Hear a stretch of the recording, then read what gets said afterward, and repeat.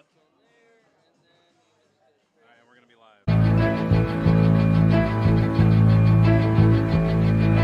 live. Ladies, gentlemen, boys and girls, and APA pool players from across the southeastern United States, welcome to the ultimate. And we are Q Sports Studio, streaming live from QBALL in Jacksonville, Florida.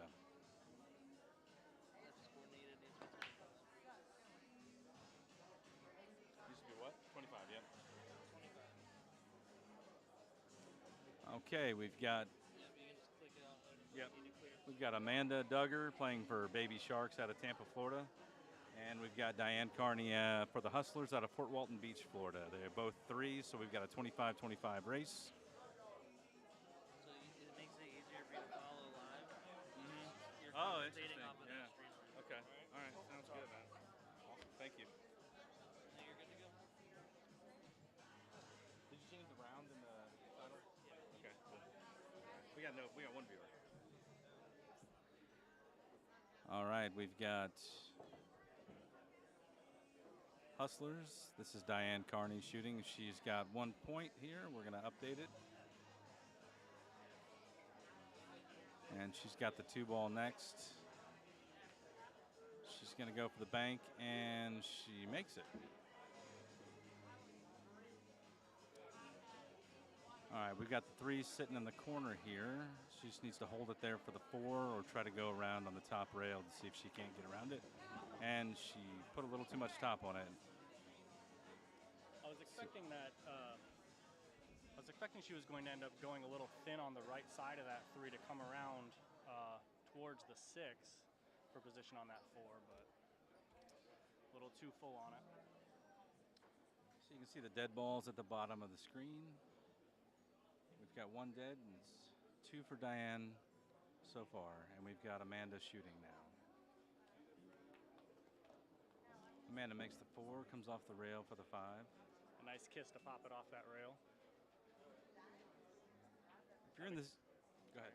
That's right. I would expect she would just feather this forward, nothing too crazy, just enough to get it to the pocket and get off the rail for that 6-ball right there. A little hard on that shot, but she should be able to maybe cut that too. It's going to be a thin slice.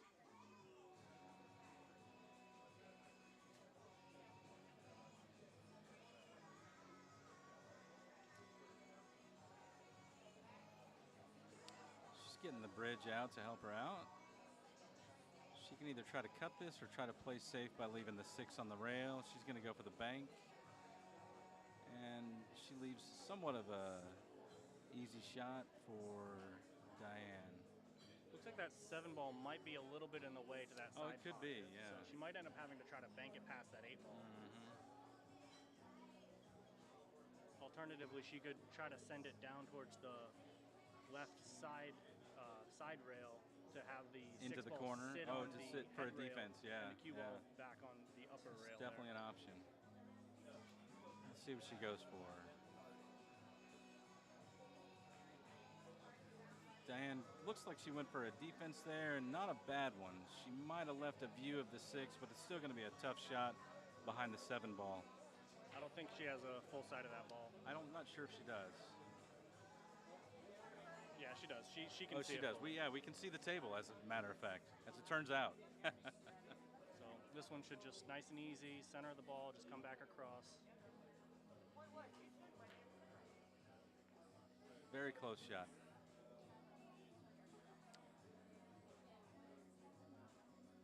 And she leaves a cut shot for Diane. If Diane puts this in, she should be right ready for the 7, right off of the rail. She might have to go across twice to get. She did come across twice. Good call.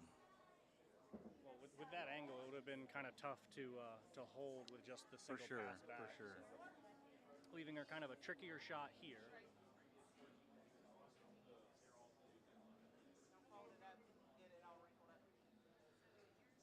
Nice soft pocket speed here is all she needs to stay on the 8-ball, but it's a very tough shot. Oh, what a great shot. What a great shot. Leaves it perfect for the 8. Another soft pocket speed shot, and she should have the 9 in the top corner. Just let it drift forward a little bit, nice and easy.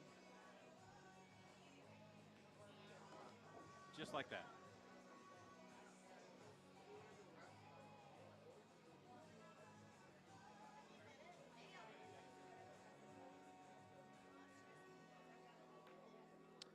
Nice out by Diane right there. That is the first rack.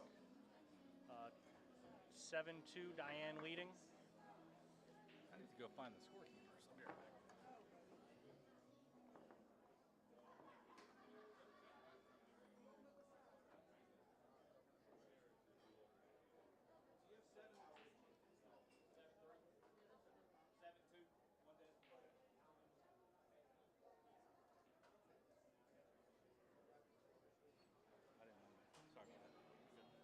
So we'd expect that this deep into the tournament, all of the teams left should have decent representation for their handicaps. So should be some pretty good pool throughout. And we go into the second rack.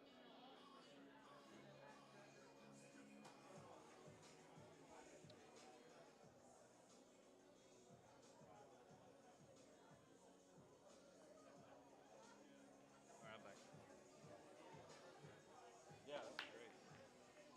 All right, guys. I'll talk to you later, Paul. Thanks. All right, man, no problem. It's on, Dan. And we have a pretty good spread on the break. The 1 is tucked behind both the 2 and the 1, so could be a little tricky to try to find a hit on this. You could maybe try a bank down towards the base rail at the bottom, maybe clip that second rail just before the pocket, sending the 1 up towards the 8. Maybe there's an angle between the 5 and the 3 for a 1 rail. But it looks like she is trying for a 2 rail position. And a little too far to her left, coming into that head rail, gives up a ball in hand. 1 ball should be nice and easy, just need to make sure not to be tucked behind that 4 ball on position.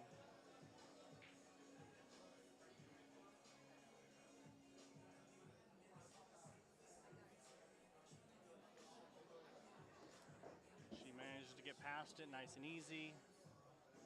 And then the 2 here has a little angle, should be able to just follow it through, should have sight on the 3 ball.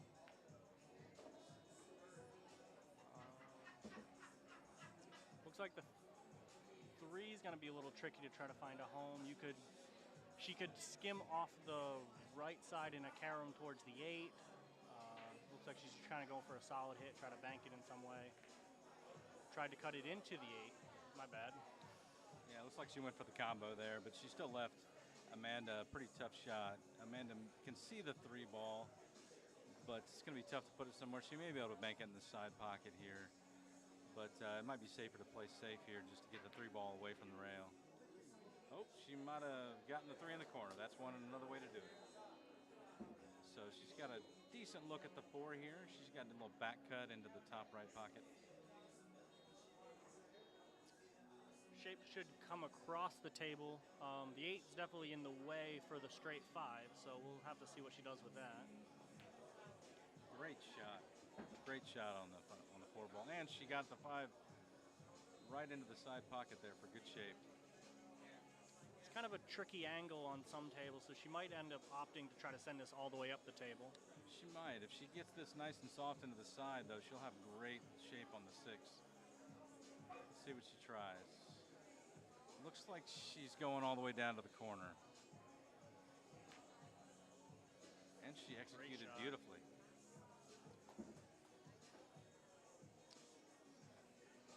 Probably going to be trying to cut this to her right down into this bottom left pocket here. Let the cue ball either come across the table and back to the middle, or come around three rails with a little bit of right on the cue ball. Yeah, you got to be careful on the scratch here in the bottom right corner. Let's see how she handles it. Well, I'm thinking that if she's hitting it full enough for that cut, she probably won't be down by the corner, but she might end up coming across. That's true. To the scratch in the bottom. Oh, she missed it. Cut that one a little thin. Maybe she was trying to go on the side. I'm not sure. But either way, it's going to be ball in hand for Diane from Hustler. And this should be 6 on that left side, follow it up a little bit, get off that rail, pretty straight in on that 7. Viewers in the comments, please let us know if you can hear us okay. We're sharing a microphone right now, and this is the first time we've done this, so we just kind of want to make sure everybody can hear our voices okay. That was pretty well done. Still pretty straight in on the 7. The 8's pretty much in the pocket, so you don't have to go crazy with position on this. Just kind of put it in, Just stop make the ball. yeah. Just make the ball and don't go too crazy. Just like that. And then here, just a little bit of top will you know. Pocket speed, we should get it right off that top rail onto the 9. Exactly. And I know it's technically called the bottom rail, but I like to use the perspective of the viewers. You're looking at the top, I'm going to call it the top. Yeah. And another run out for Diane. I'm going to go double check the score, make sure that we've got it right. So we have Diane leading 14-5 tentatively. He's double checking the score right now to make sure. 1 dead. And a pretty strong start for Diane and the Hustlers. And he has confirmed the score. Talking and clicking is sometimes difficult, so I hope I get the score right most of the time, but we never know.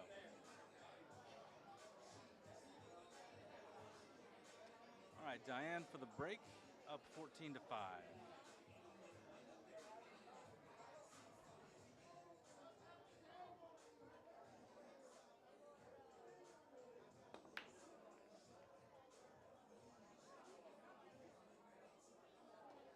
Just for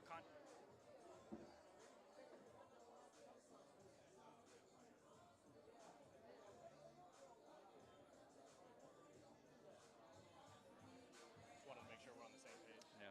So a pretty strong break. Has sight on that 1. Being on the rail makes it a tricky cueing, and so coming through didn't get the hit. It was a little off on the line. That happens when you've got the cue ball on the rail. It's sometimes easy to misalign that cue ball. So Amanda's going to have ball in hand here on the 1, trying to get to the 3 next. It looks like she should be able to, if she gives herself a little bit of an angle, or even if she doesn't, that 3 towards the 9 might be a tempting approach for her to take for the 3 ball. If she looks for it, she could maybe play the 3 off the rail, off the 9 for the next shot. And smartly just goes 1 ball at a time for right now. She can see the 3. It's going to be a tough shot either way. It might go by the 9. It might combo the 9. We'll see which way she goes. 1 ball at a time, especially being down a little bit on the race. Just try to make sure you can see the next ball. Take the points that you can when you can. Absolutely. Went for the combo, almost got it, and looks like she got the block with the 9 ball. That was a good shot. It looks like Diane may have enough room between that 9 and the 7 there to hit the backside of the back rail. Yeah. She might have enough to be able to spin off the rail. She's going to go with the timeout. Yeah, looking at the table, I don't think she has enough room to be able to spin to the left side of that 9. So it looks like between the 9 and the 7 is the way to go on the hit.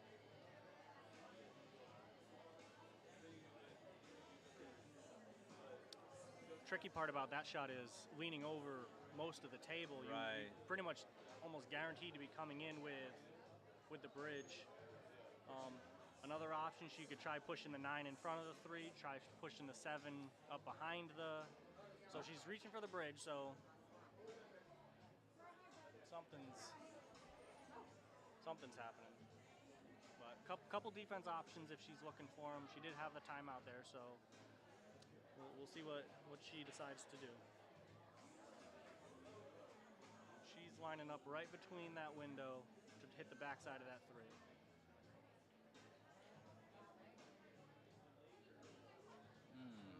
Not sure on the rail order. Yeah, I'm not sure if that hit the rail first. It was close. It must have hit the rail afterwards. She's playing on. Amanda isn't challenging the good hit on it, so we'll have to assume it was. And this is also a tricky hit. Is she going to try to curve that? I'm not sure. Oh, she's shooting over the ball. That's why she's raising it. The ball. Raised bridge here. She's going to try to go rail first and try to hit that 3-ball. And a miscue. Which is easy to do when you've got a raised bridge like that. It makes it very difficult. And puts Diane in good position on this rack.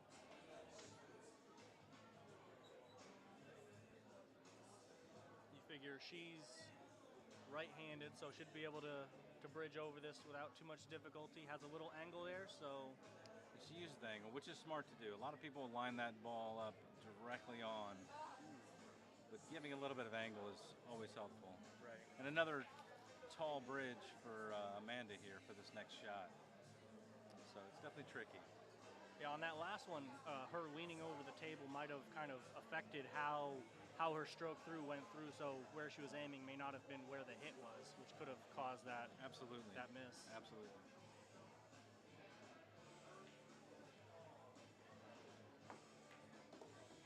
Much better this time with the tall bridge. Good pop, but a little firm. Walked it up behind the 5-ball, so we'll expect to see another kick. Looks like she could come off the top rail again, maybe with a little bit of left spin. It's going to be tight, though. I'm thinking she's going to come off this right rail. She's going to come off the side rail, absolutely. If the angle is not right on, it could come off the base rail as well for a 2 rail. She's got to make sure she hits it firm enough to find a rail afterwards. Almost got it. So that'll be ball in hand for Diane on the 4.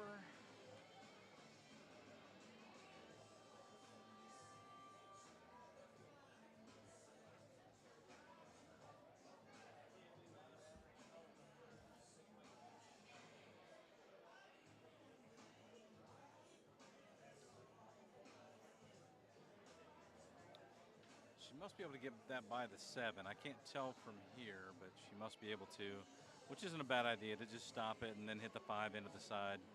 Yeah, shooting it the other way, you're kind of dealing with that 7 and the 9, interfering with your bridge a little. So. Yeah, she put a little bit of draw on that. Makes this 5-ball a little bit tougher. I'm expecting that she's probably, the 6-ball's definitely in the way for this bottom right corner, so I'm thinking she's going to try to cut it to that bottom left. If she has a decent, draw stroke in her arsenal, she might also be trying some sort of bank. I would be trying to draw this to hold underneath. Looks like maybe a 2-way shot there, trying to get that cue ball behind the 6. Worked out great for her. Well, she's been pretty accurate on the pocket, so I'm thinking that was probably more likely a defense than not, just because of the pace. It could have been. I feel like she would have had that a little closer to that pocket, and she was almost a full diamond up on that bottom rail. So pretty well executed. 6 is definitely right in the way, and Amanda's been having a little difficulty finding the hits, and so this is definitely a smart play on Diane's part. Looking for the 1 rail hit. That close to the side rail should be available for 2 as well. The angle is just a little off. And Diane with another ball in hand.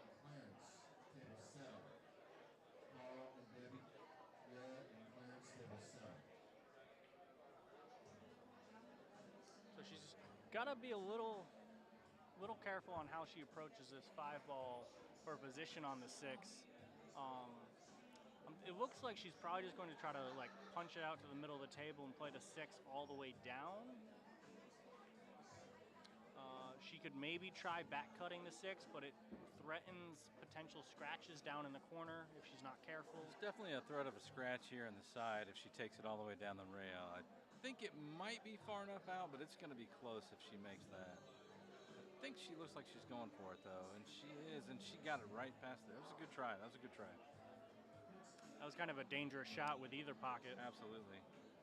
So Amanda coming to the table should be able to just feather this in. Just needs to make sure that she doesn't put so much top that it throws it up under the, on that head rail where the 9 could tentatively become tricky. So just below center, just make sure nice you're not. Soft shot. Yeah. Absolutely. And that's Just what she like did. that. Beautiful. So here, you'd expect she should maybe just feather it to the side rail and let it, It's going to be easy to end up with this cue ball out of position here, right in the middle of the table, or even on the far right side, depending on how hard she hits it. She tried to get down table a little bit and almost got there. So puts her in position for what's probably going to be a cross-side bank. What's nice is with this angle, the cue ball is going to kind of naturally roll 3 rails. If she hits it firm enough, she should be able to come down to that top left pocket for position, but that was neither on the bank nor the pace for the position. So it'll leave Diane sort of long but relatively straight in shot. Cue Long ball, but makeable shot for Yeah, sure. And if she hits it firm, she'll get natural position on that 9. she might just let it drift forward a little bit and take the medicine on the angle. That's what she did. Yep.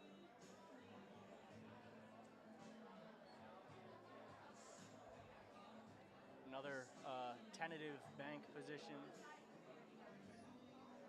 This one looks like it's angled a little wide of the pocket, so she may have to put a little Yeah, if she goes some left spin or cross-side, pretty firm to try to straighten that bank out a little. She could be looking at that bottom right corner for her bank. It's never a bad idea just to kind of shoot the A ball to a rail too. She went for the corner bank, which was probably a good decision there. Yeah. To tighten in the bank to the side would have been pretty tricky. Yeah, I don't think she had that. I think it would have double hit for sure. Yeah. So here, Diane has to be careful that when she cuts it to that bottom right corner, she doesn't scratch in that bottom left corner, depending on how much top she's putting on it. A good draw. Yeah, she is putting top on it. Oh, she went for the bank. Not a bad idea, just a little bit off. And leaving the ball on the rail, the cue ball on the rail is always a good, safe way to leave the opponent a long shot. With that bank, it looks like that 9, if the 9 was maybe a little bit closer, would have been some insurance as a backboard for the shot, make the pocket a little bigger. Pocket, yeah. Which that's still tentatively valid for this shot as well.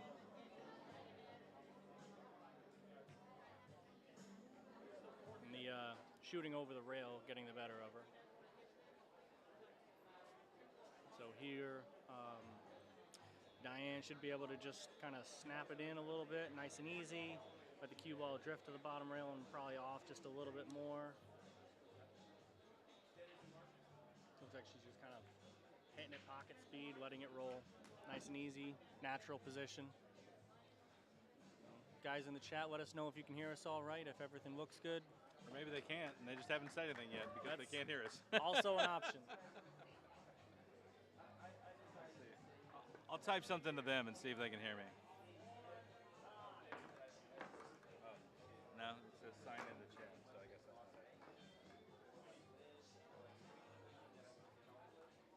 We got Diane going into the next rack up 20-9, racing to 25. So this could tentatively be the last rack of this matchup.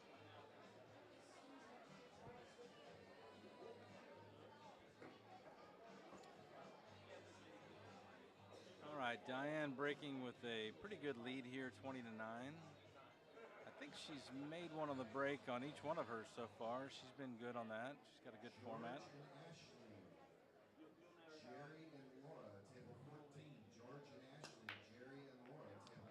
Another good break. The 1 might go. No, I think it's going to stay there and maybe be blocked by the 6 ball there. It's kind of a tricky spot. It looks like she might have enough vision to the, like her From her coming left, down, yeah. her coming down towards the base rail to what would be, from her view, the right of the 6 ball, Right. and spin it over into the 1. I'm not sure if that one's sitting on that rail or not. It's going to be tricky. She might have to put a little bit of left English if she goes off the bottom rail. Looks like the 6 ball is definitely hurting her there. Yeah, this is going to be a tough hit. Maybe 1 rail off of that head rail that she's standing at now. Yeah. But again, you got to kind of And she's play gonna with get a that timeout, angle a 'cause little that's bit. a tough angle for sure. Yeah. Looking at it from here, it looks like the 6 is really see the way that he's lining that up, she's got to definitely put a little bit of left English on that in order to hit that 1 ball. Maybe if she can get about right there. It might hit it natural, just kind of clip it. Cue ball is going to head towards like the 3-6 after a good collision, depending on the pace she hits. I would expect the 1 would kind of send it towards the left side pocket. Based on that line I'm seeing, I think he's underestimating the size of the cue ball. If she hits it right there, I think she's going to hit the 6, but we'll see. It's hard to see from where we're at for sure. Another thing in this shot is she's again shooting over a ball, so her bridge is not going to be super comfortable. Good point. She does not look super comfortable. I think she's going to hit this. I feel good about it. Depending on how hard she hit, this could work out. Almost. A little bit more left would have been helpful. Yeah, that was a tricky debut shot to this rack. Definitely. Giving Diane ball in hand with the 1 and the 2 pretty lined up for a nice stop shot here. Just drift that 2 ball in.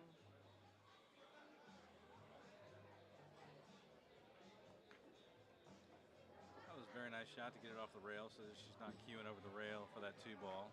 Might be a little straight depending on what she's hoping to do with the position. Another stop shot. 3's pretty straight in, a little long, but straight in. I would expect she would try to follow this up a little, make sure she's not behind that 6 ball. The natural roll kind of helps her. Nice try. Almost got that. Leaves another high bridge for Amanda. She's been having a lot of those, and that makes it tricky. It can get frustrating too. Yeah.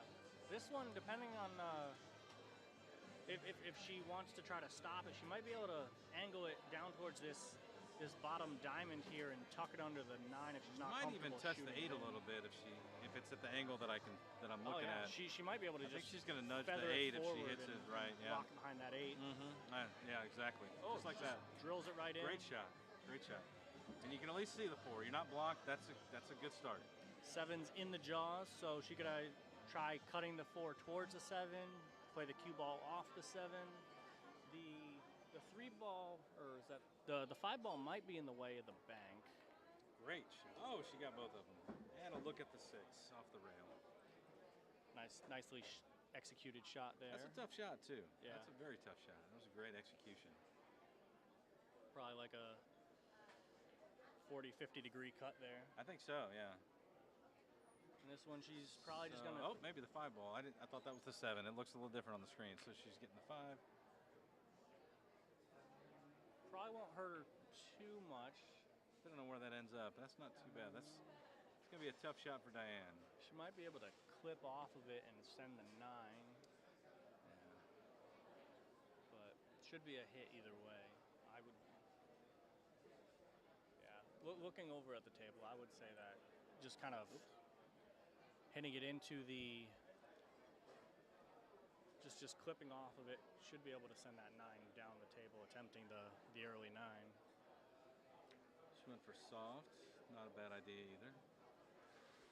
Little tight angle. Nothing lined up super easily.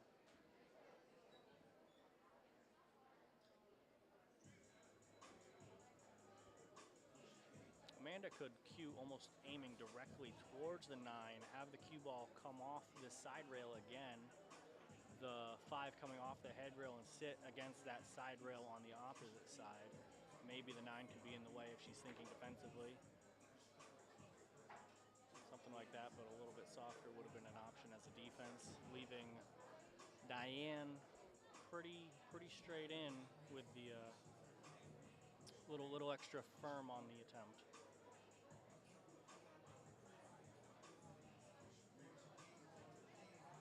Try to draw this back a little bit, just get a little straighter on the 6.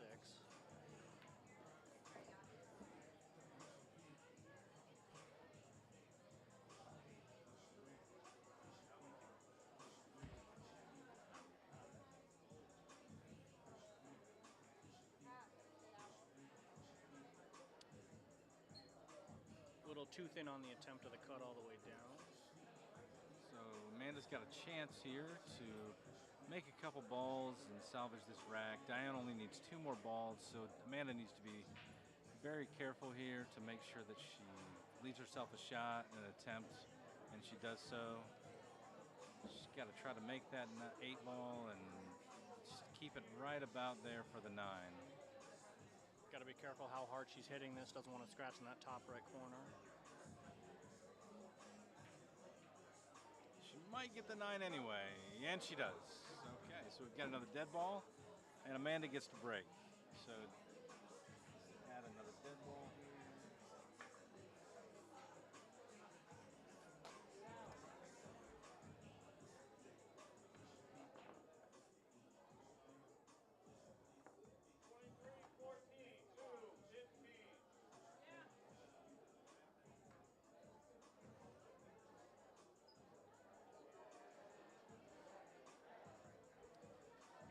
Okay, so Amanda needs a big break here, get a couple balls in, leave herself a shot on the 1. Diane, with only 2 remaining, has the advantage.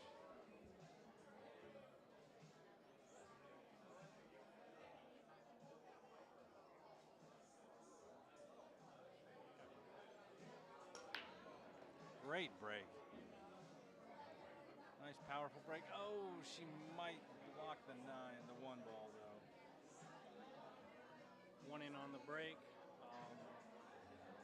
She's really got to be careful trying to make sure she gets a good hit on this because she does not want to be giving up. Definitely not. It might be a good time for a timeout here just to get a second look at it to make sure she makes contact with that 1 ball. She might have enough room that she could aim down towards this base rail with a little bit of left to counteract the angle. Good timeout. Good time for a timeout. If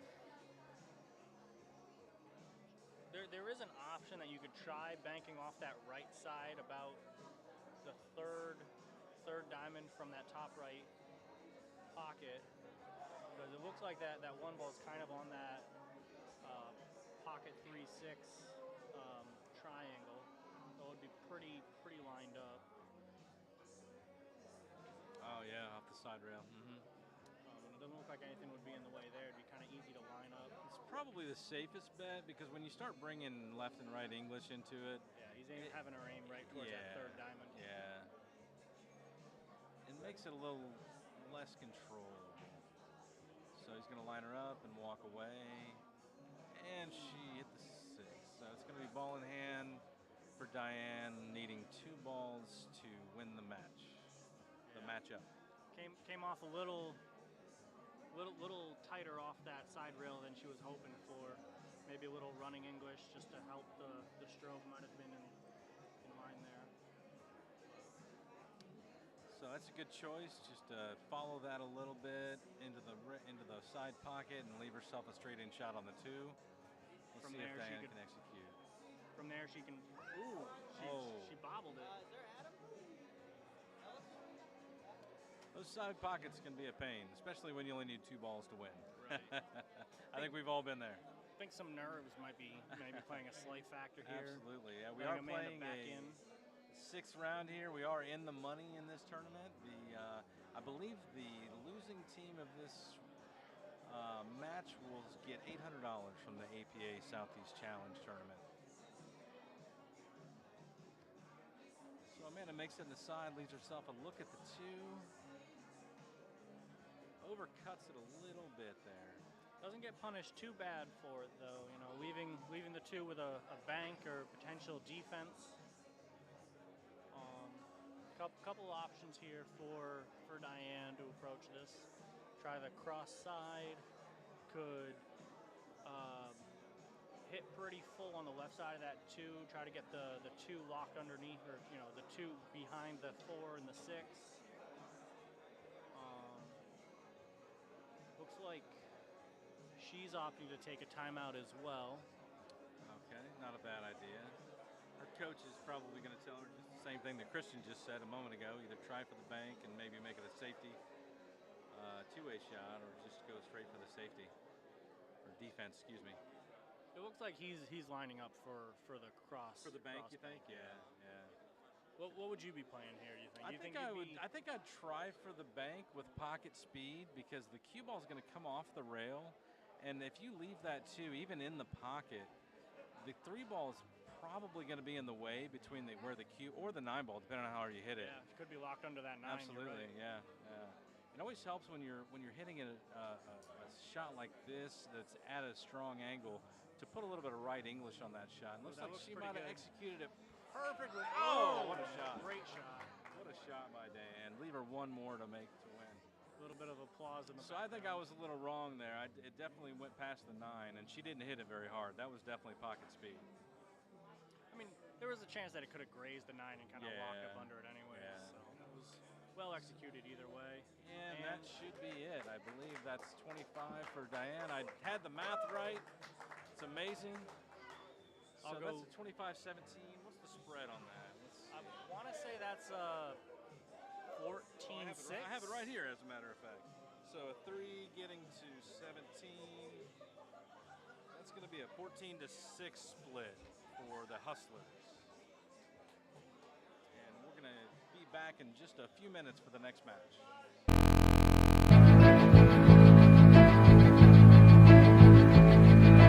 Ladies, gentlemen, boys and girls, and APA pool players from across the southeastern United States, welcome to the ultimate second.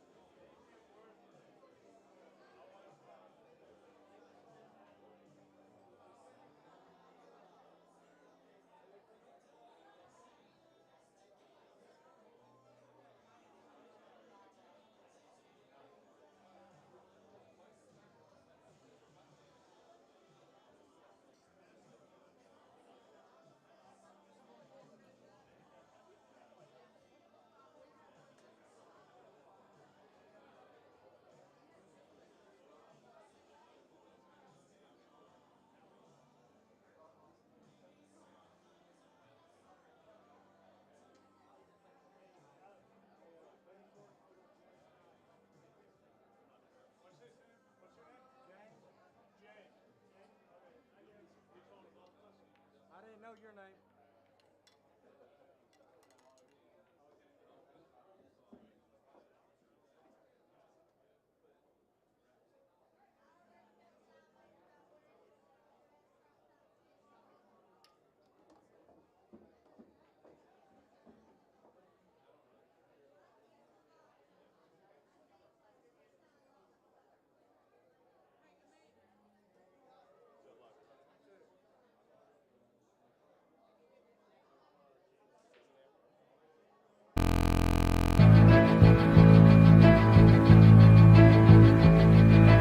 Ladies, gentlemen, boys and girls, and APA pool players from across the southeastern United States, welcome to the ultimate. The information here, we're a little slow, but we'll get it updated. But James Snyder and Alexander Ix, both 5s. We will update these scores. Looks like we have James on the first break. 38.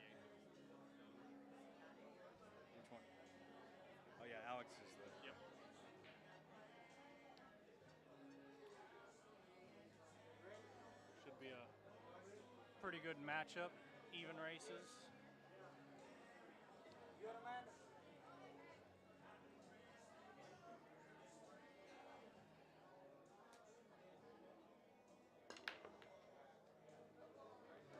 It helps to know that there's a reset score button. Okay, did anything drop on that? The cue cue ball ball. dropped. Okay, all right. Besides that, a dry break. Everything's nice and wide open. I don't see any issues with the run out. Maybe trying to find a home for that 3 after the 2. I think the most important shot right now is the first one, trying to get from the 1 to the 2. There's a lot of noise in the way. It's That not 8 ball. impossible. The 8 ball's in there, the 3 and the 5 are in the middle of the table. And it looks like he's going to maybe try to hit some bottom, some right on that. Okay, some top right. Got up there. Looks like he might have no choice but to go for a combo here. Might have an early 9. And he does. He does, and that Managed to reminds do me to so. update my dead balls. So that'll And now we have 7 dead on this first rack. So a 3-0 start for Alex.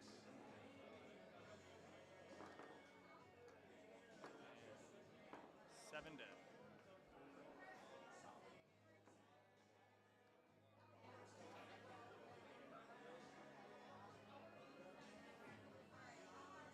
Okay, safe.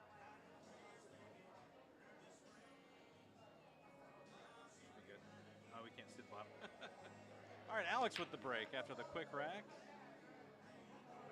And looks like maybe another dry break and maybe another early 9. We'll see what James decides to do here. He could also kind of hit this one a little on the thin side, sending it down, try to tuck it up underneath maybe the 8-6. Try to get the cue ball over there in the top right corner. Yeah. Yeah, the cue ball might be tucked under this 9 a little bit. Looks like he's trying to hit this pretty full. Combo. Yeah. You never know what's going to happen, and in that case, we've got another early 9. This time for James. So they like holding the rack and getting the balls ready. So that'll work. With 8 dead on that rack. Dead. So we got a total of 15.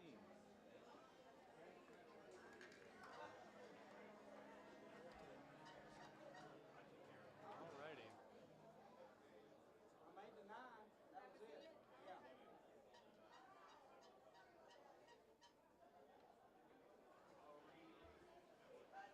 All right, heading into Rack number 3 with a 2-3 score.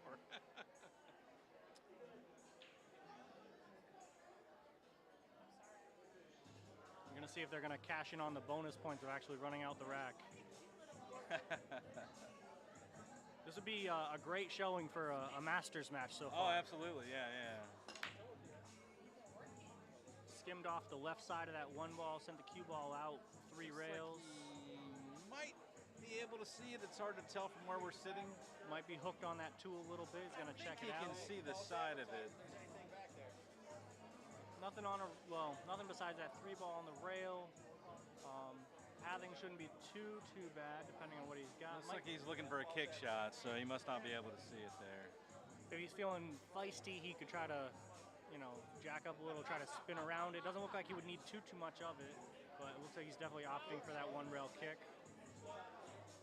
Ooh, almost just got it. Barely missed it. Barely missed it. So ball in hand here for James, and we might see more than 3 points in a rack. We'll see what happens. With this position, he's going to want to make sure that he's not too straight on that 2 ball to give him enough angle to bring it down towards Bring the cue 3. ball down for the 3. Yeah. So if I was him, I'd entertain maybe drifting this forward just a little to give him that slight angle so he can kind of punch it just like that. And then a little snap draw just to kind of drift it down around that 6. If he wanted to, he could go a little more for him and get above the 6, but we'll see how he's feeling. Gets the back of it, looks pretty good. Has an angle to get up table for the 4. He could take a couple points on this rack. So here he's probably looking to either just punch it firm, just head back towards the center of the table. He jumped up a little bit on that shot. He was thinking about that 4 ball. Leaves that 3 right in the jaws. So Alex can try to go 3 rails here to get up on the. He put some right on it. Hit it nice and thin to make sure it didn't go a little too wide. couple options here. 8's probably not in the way. The bank to the left, bank to the right, play the defense like he just attempted. Little firm, so he's got sight on that side pocket. 5 ball's also kind of sitting in front of a pocket, so this will be a nice easy transition if he does make this first shot. But we all know how tricky side pockets can be, so. Absolutely, we learned that in last match too. He's got it perfect. Should have a nice easy shot on the 5 here. Looks like he's kind of on the wrong side of it. Might have to go 3 rails. Or he could just kind of hit it soft and give himself the tight angle on the 6. Let's see what he chooses to do here. If he went with that, I mean, he could maybe play this with a bunch of top left. He just kind of went right back into the middle of the table there, which he can still see the 6, so. Maybe he'll be playing a carom towards the 7, try to put that 7 in the bottom left corner. Possibly. Which, if he's hitting it, you know, depending on where exactly he comes into that 6 could be heading towards that top right pocket right next to him as well. I think I'd probably try to tuck the 6 in behind the 7 and leave the cue ball on the top rail there. Let's see what he goes for here. He went for the cut, and my goodness. What a great shot. Did not see that option. That was a great shot. Another tester here for him, though. That's going to be a pretty good cut as well, or potentially bank. Looks like he's lining up for a cut as well to that bottom left corner. A little back cut, okay. Didn't quite get enough of that one, so it's going to leave Alex a tricky shot shooting over that rail, but the position should be pretty natural, just having it come off that head rail or maybe 2 rails for a hit on that 8. Just needs to make it.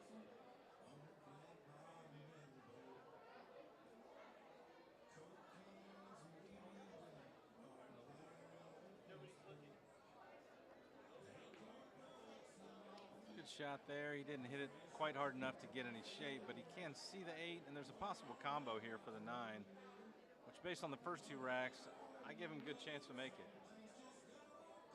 All right. Doesn't get punished too bad for the missed shot. You know, leaves him a bank. Alex the ball on that one. I don't think I gave him a point there.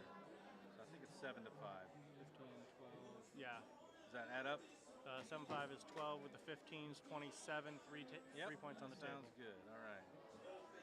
Looks like he opted for some sort of defense. Maybe it was, yeah. I think he just didn't anticipate how far up the table the cue ball was going to go off that. Maybe he was trying to hold with the 9. A little bottom left here to bring the cue ball back out to the table. He tried that, not quite enough bottom left. He's got an angle that he could cut it. Yeah. Yeah. Cut or bank, he goes for the bank. This is probably going to leave him pretty Looks like comfortable. It's going to not quite make it in. Leaving James a nice easy ending to this rack. I'm going to go double check the score. I believe it's 9-6 for James, but I'm going to check. So that was well done. He went, into the right side of that 9, make sure he wasn't following it in or anything like that. Just pocket speed, nothing fancy. Just good eyes, and he's going to be coming into the 4th rack up, 9-6. And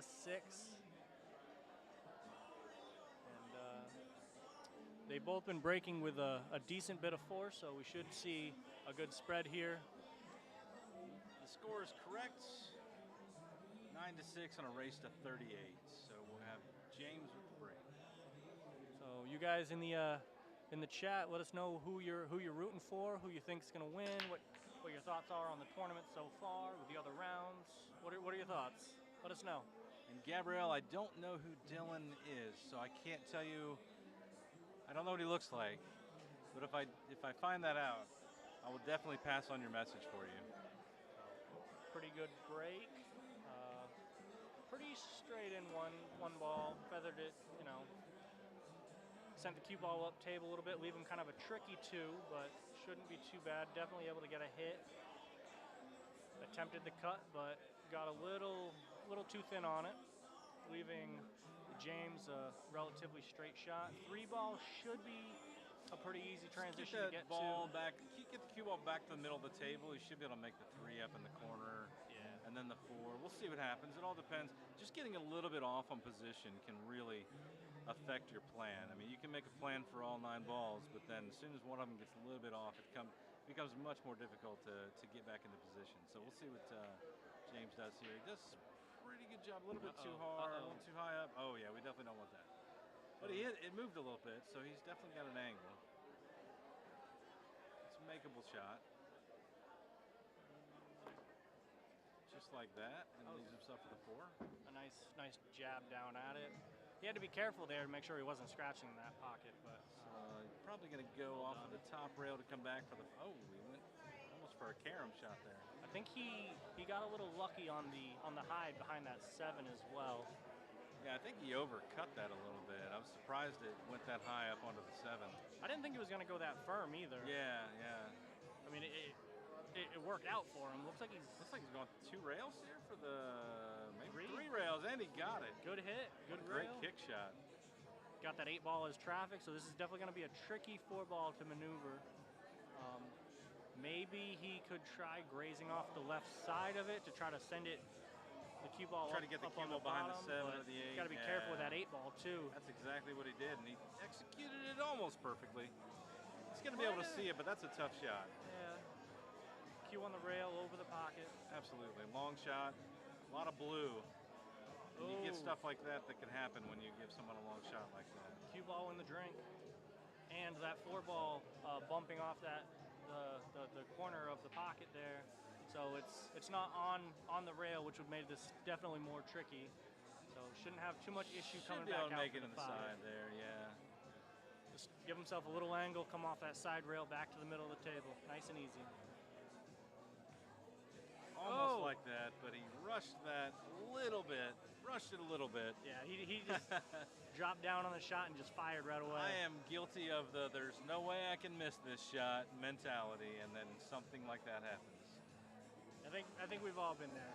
Oh, a great shot on the score, but the cue ball did not agree. It looked like he was trying to dig that a little bit, try to get a little draw to hold it off that scratch, but I don't know if maybe the draw just didn't come through in the stroke, or if his angle on where he was hitting the floor was a little off. But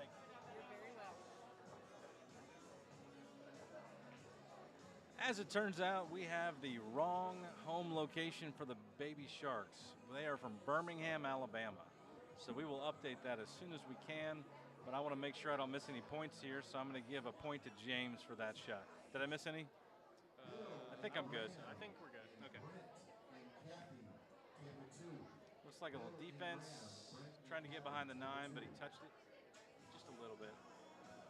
If he had missed that 9, he might have been able to have it tucked up underneath that 7 and 8 ball. But still leaves a nice long shot, though, for Alex, and he does not make it, and leaves another tough shot, maybe a bank or a cut. I would say maybe a cut to that left side, a little bit of draw just to get it, make sure he's not on a weird rail. It looks like he's going to try to cut to bank in the corner pocket. That's probably a safe bet because you're going to leave some distance between the cue and the 6 ball if you want to go safety shot type of situation. My reaction would have been playing either of the side pockets, just because then he's guaranteed to stay above the. Oh, I think he might have been looking at the angle. He was looking at where the cue ball was going to go. Yeah, I misread that. Absolutely, that was James. Well, and a bobble on the 7 ball, and he doesn't look super happy with that result. He does He's not. Kind of staring at it for a second. Nice and easy. Just get off that rail to leave himself a nice 8 ball up the table. Shooting into the pocket like that should make the pocket a little bigger, a little easier, just because of the angle, and giving Alex a stab at this 9 ball, which he does make. Keeping the race nice and close at 13 to 11, and we are going to update the home location on Baby Sharks.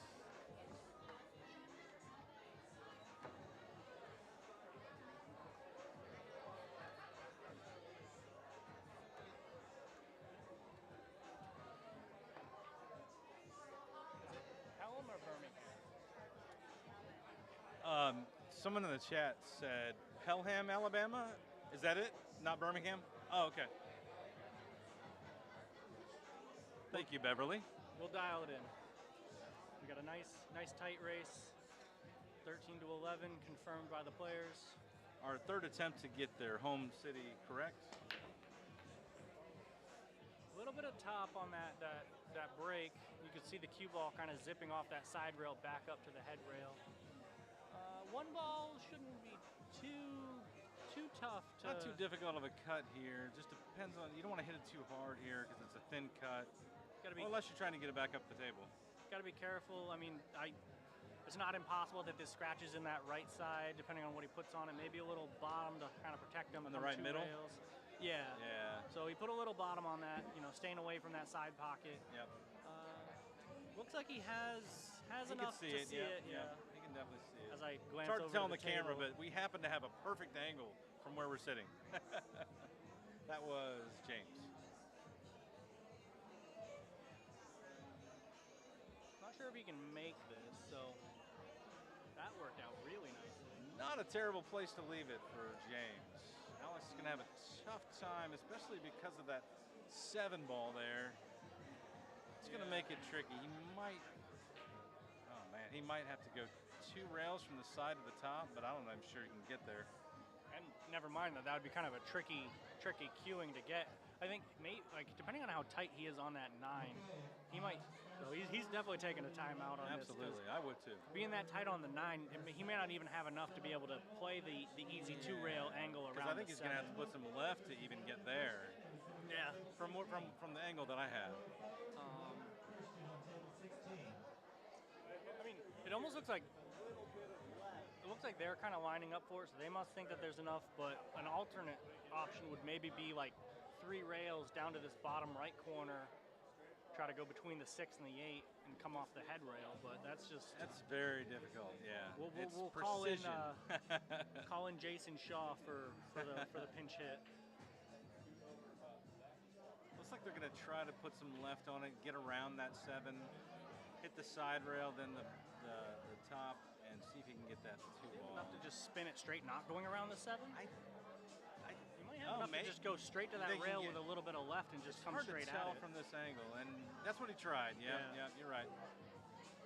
A good attempt. That was definitely a tricky spot to be in. Yeah. And honestly, the 3 ball is kind of a tough spot right now, so not too much damage here other than we'll see what happens on this 2 ball. Yeah, I mean, being that close to the pocket, he definitely has the option where he could kind of angle to kind of smash do a little breakout. Yeah, absolutely. He's just choosing to not do so. Be a little more cautious. It's a big tournament, playing safer than He's gonna try the combo here. Looks like it. Yeah, he did. And not so lucky this time. Not staying in the way there. He also had the option where he could have maybe grazed off the right side of that 3 ball and trying to get it up, get the cue ball up behind the 9. Oh yeah. But so a little bit of draw here to come back for the 4. You don't want to draw too much. It's tough cueing, but it's a pretty straight shot for Alex. Probably just going to try to, not do anything crazy with it, just give himself shape on that 5, but it was a little to the side of that 4 ball. Would have been a workable 5 ball, little distance, but we got a couple 5s playing here, so we'd expect that they should be able to give these a decent stab. Absolutely. Even with this shot here, a lot of distance shooting over the rail, but little hope from the 7 ball. Yeah. Never hurts. Never hurts. Gave himself not the worst angle on an attempt for this 5 ball to the side. I mean, it's all like shooting side pockets with angle is always... And cueing over a ball, all that makes it trickier than it actually is, but it does make it a harder shot. But if he hits this nice and soft, he should have the 6. Hit a little, he went down to the corner pocket. I mean, because of the side pocket being as tricky as they are, especially shooting over a ball, I don't hate that decision. Not to mention diamond tables. I mean, they're right. already tight pockets. I'm not sure what they have in Pelham, Alabama that they play on. I'm not sure if it's diamonds, but it is trickier to play on the diamond tables. Oh, Kate. He might have spun that out. Right there, yeah, exactly. There's the diamond pocket right there. Yeah. Looks like he spun that out a little bit. He put a little bit of unintentional right spin on that. which transferred over to the 5 ball and made it spin out of the pocket.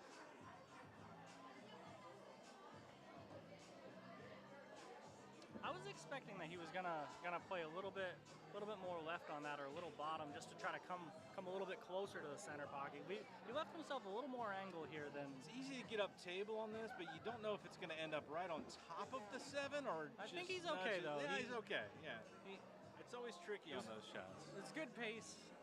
You know, the little kiss there definitely was not unwanted. Right. A nice benefit. He drew it back a little more than he wanted to there, but he should still be a makeable shot on the 8. But it's gonna be tougher to get on the 9. I'm not sure why he did that. I think he unintentionally drew it a little bit further than he expected. Just trying to aim towards. Yeah, to I think line he it was trying straight to. in on I one of think these he wanted bottom a straight in pockets. shot on the 8. Yeah, and he just happened to draw back a little bit too much. Yeah.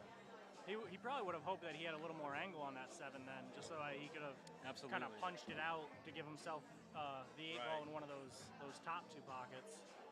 But we have Alex making that 8 ball. Left himself a long tester, but I'm not sure if that was a safe or. Sometimes you want to try to put the cue ball and the 9 ball right on the opposite sides of those middle diamonds. Yeah, like if he had kind of paced that to have the 9 ball sitting that's what he was where trying the to cue do ball there. is, but on the opposite side, that would have been. But it's a tricky shot. It's a very tricky shot. This time it happened to leave James a straight in shot for the 9 ball, and looks like 21 to 13 on a race to 38. Tentatively. Yes. Thankfully, they came over and checked the score with me last time. I really hope they continue that trend. So this round, Saves on the exercise of jumping up and down to go find out. so the last round, the losers got more money. This round, Yeah, no, I just moved down here to Florida myself from. Yes, sir. Yes, sir. Thank you. Perfect. 21-13 it is. Where would you come from? I just moved down here from Connecticut, and they don't have too many places up there that have the diamonds. So I personally can attest to there's definitely some adjustment going from like valleys or Absolutely. some Brunswicks into diamonds. There's some adjustment to the pockets that you have to make. Absolutely, and it's an advantage for teams that Are used to it. that play on it every week. Yeah. We've got 2 fairly good-sized pool halls here in Jacksonville that have all diamond tables here in 9 ball heaven. And it really makes a difference. Looks like we got 1 ball on the break for James. Good kick shot. Looks like he might leave a tough shot for Alex, but he'll be able to see it. Maybe play a defense back. It gets a little trickier for the defense being that close to the rail with that 1 ball. I try to just kind of get the 1 ball mixed up with those other balls on the right side, just about like that. That's pretty good. And even if you leave him something to look at, he's not going to have a makeable shot here. Going for the bank on this one, I mean, the 3 and the 9 could tentatively be in the way, so it's almost like the 8 looks like it wants to try to help it hold, so he might have a kind of a built-in. Okay. I think he was trying to get those 2 a little bit further apart than they ended up, but he's got a little bit of back cut on the 1. Should be makeable here for Alex, but he's going to have to do some work to get that on the 2 ball. As long There's a as lot of he doesn't- action on the right-hand side of the table. Yeah, as long as he doesn't get like bound up. If he has this cut, if he doesn't get clipped on the 9 or the 8. Or the 3 ball even, yeah. Looks like he got got it. past it. Nicely Nice. done. Nicely done. So Alex looking for a big comeback here. Doesn't quite make the 2. Aiming a little left of where he wanted. This ball here, I would say maybe if he tries to just get back to the middle of the table, play the 3 ball with a Just little so bit where of you an can angle. see it, Just yeah. doesn't want to be trapped underneath that 6-4. So he's opting to 2 just rails, not bad. Yeah. come back out for it, take the medicine on the angle. Bank option. Playing the bank is kind of sending the cue ball towards that 8-5. So There's a cluster over there. it could end up absolutely. tying it up a little bit if he doesn't make it. But then if he makes it, he's going to have trouble making the 4. So Right. So looks like going for the cut, and he executed it well and got away with the side pocket there, being friendly. Sometimes the diamond pockets are helpful. Yes. Not often, but sometimes. Not often, yeah, not often.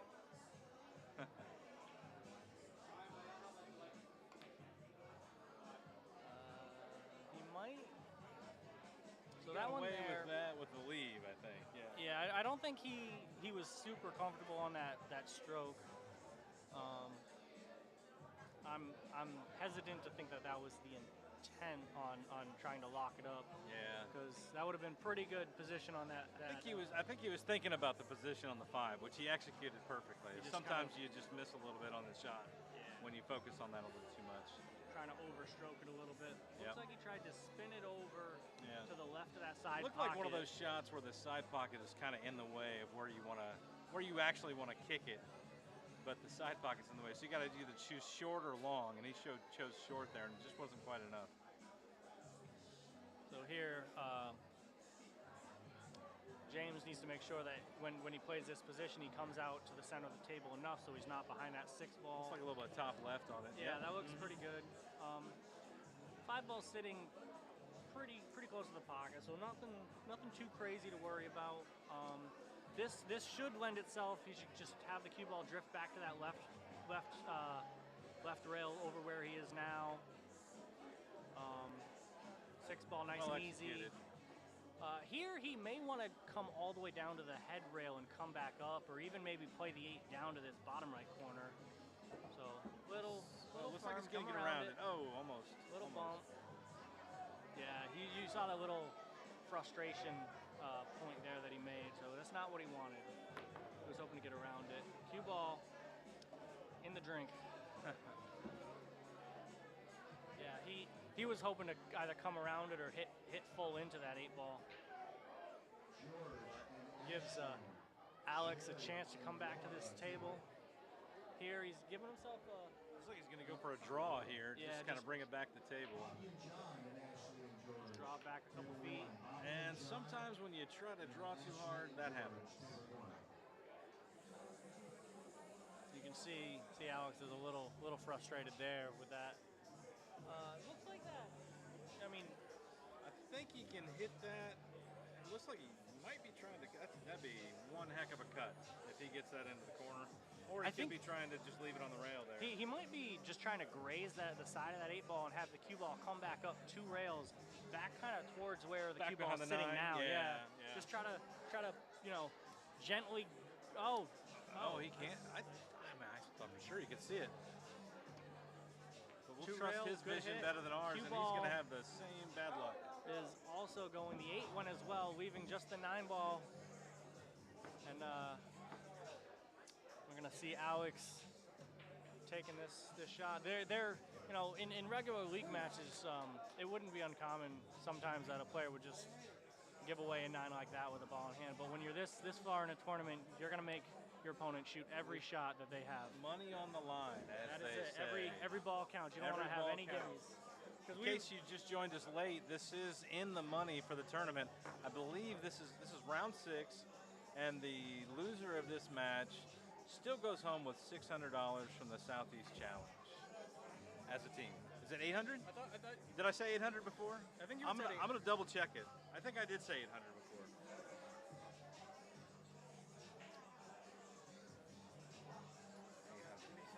Correct. Yes, sir. Thank you. I was right the first time, and Christian was good at remembering what I said, so it is $800 for the loser of this match. The winner of the match goes on to the semifinals, which will be played tomorrow morning. And here we have a dry break.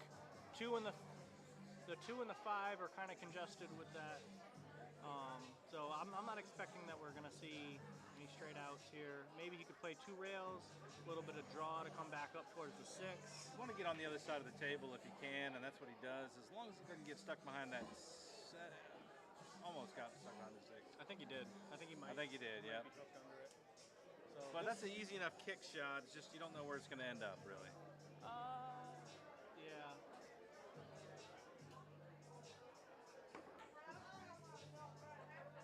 And kind of leaving. Oh, you know what? Sometimes that happens. Definitely a fortunate situation there. And that 2 ball was nice enough to not settle on that rail, so he might be able to feather this into that side pocket, or hit it firm like that. More than a feather. So possibly a safety here. Maybe try to bank into this bottom right rail or corner. Looks looks like an attempt at a bank, and he might get the benefit of the doubt. Nope, he's going to be able to see this 3. It's going to be a tough back cut and a possible scratch shot, or he's going to potentially. If he tried cutting this into that bottom right corner, he could be trying to go for some sort of breakout, but he wasn't feeling like taking that on. And again here, if he chooses to send this 3 all the way up, sends that cue ball kind of toward that 5-7 and try to crack him open so we can get an out. He's definitely got an opportunity to break out there, which he also chose not to take. So both guys shooting a little bit strong right now. Maybe give it a little more extra power. The adrenaline has that has the ability to do that to your shot. Trust me, I've been there. There's almost a 3-ball. Yep. Plenty of times playing that the nerves will absolutely kind of default you back into some habits that may or may not be constructive. So it's definitely something to try to, a discipline to try to learn how to play through. A good draw stroke. Very there. strong draw stroke there. Gets him back above that 5. It's with the 5 and the 7 being that tight. The combo all the way down could be tricky, sending the cue ball kind of 2 rails underneath. And he executed it beautifully. Nice shot by James. I thought they needed a little more of a cut than that. So that was pretty good. Again, it's not perfect vision looking at the. Yeah, we're basically looking at the same screen you are. We can look over onto the table, but we're almost at eye level. So it's not exactly the best. It's not the best view. But another good shot there. Just stopped it. James down to needing only 5 points left. There are 4 points on the table here. So if he runs this out, he's going to be looking to get a ball in the break to finish it off. We'll see what he does with the 8-ball here. He can choose to go soft or try to hit the rail and bounce back. I feel like because of that angle, he's probably going to want to try to play some top right and come back across the table. Based on how he's been shooting, that didn't surprise me at all. He's kind of had that mentality. And then here, you just got to stop it in and hope for a big break. Absolutely. Great run, great finish by James there. He definitely kept his composure, stayed down on the ball, and did well.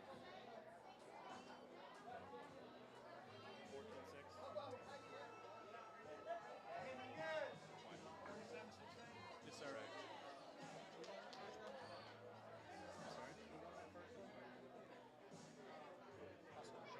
I'll double check.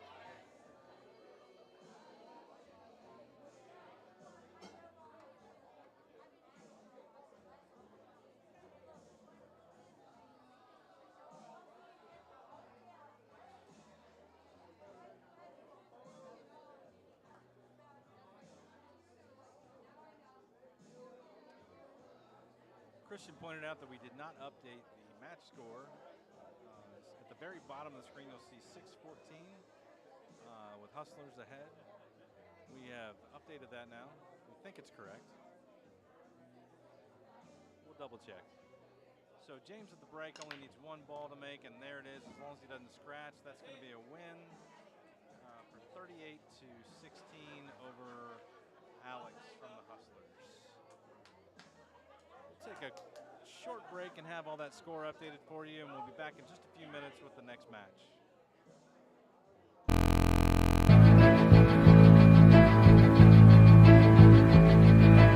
Ladies, gentlemen, boys and girls, and APA pool players from across the southeastern United States, welcome to the ultimate second.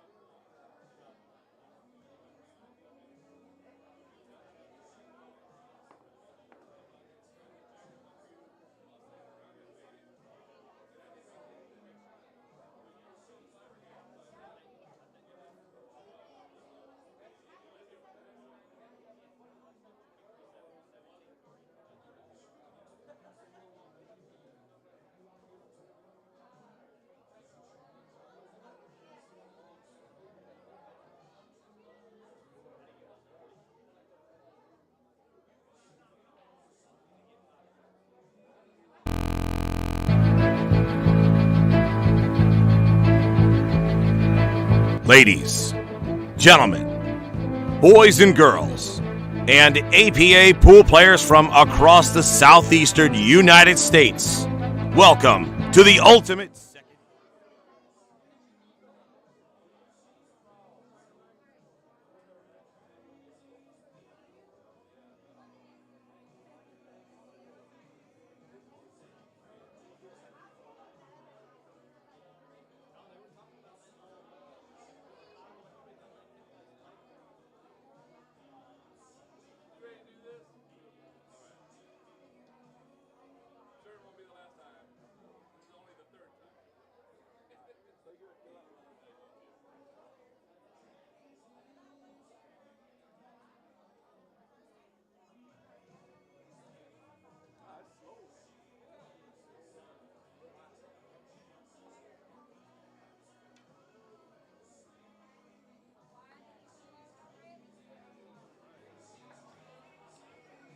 All right, we're back with an overall lead from Baby Sharks at 23-17 over the Hustlers. For Baby Sharks, we have Y Pang playing. He is a 9. And for the Hustlers, Lee Caldwell, who is an 8. So this is going to be a nice, fun match to watch. 75 balls versus 65 balls. Should be a good matchup. I would think we're going to see a good bit more runouts, some tight defense. This one's definitely going to be more of a chess match, or you would expect it to be. This should be some good shooting out of both of them. And breaking for Baby Sharks is Y Pang.